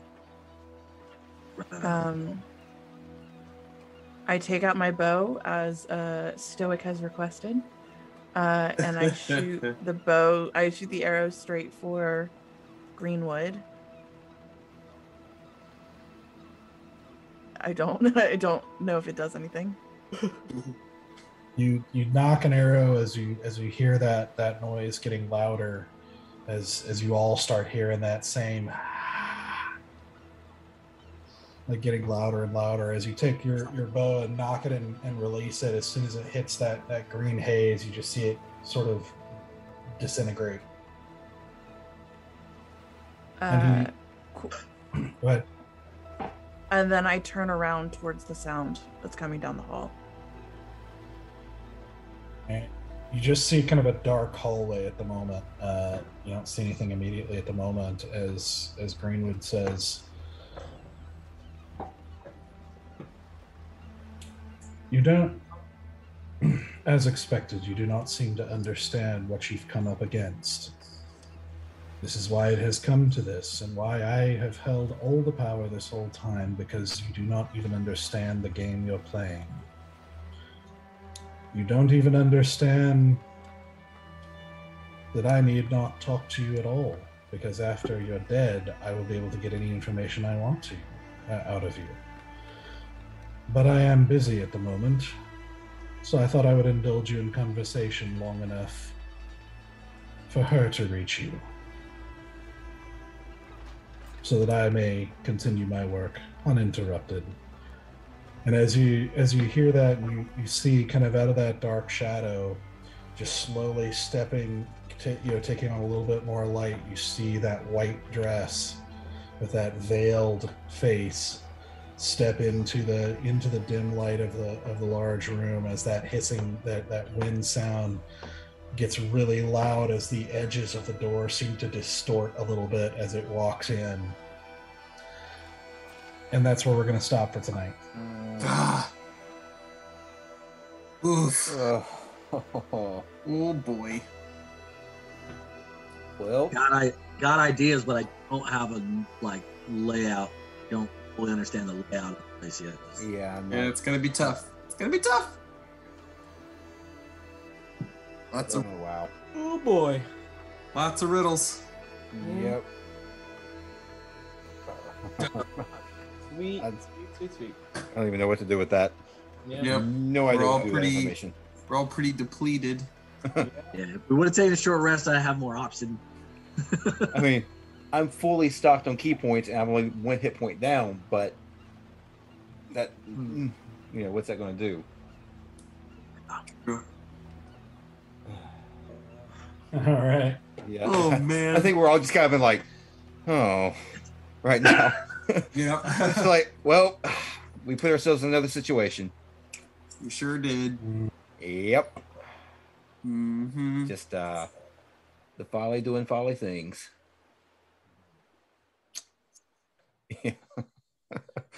I was surprised that you didn't take a short rest, or at least try. I was also surprised that you used the spells to get through the crystal room.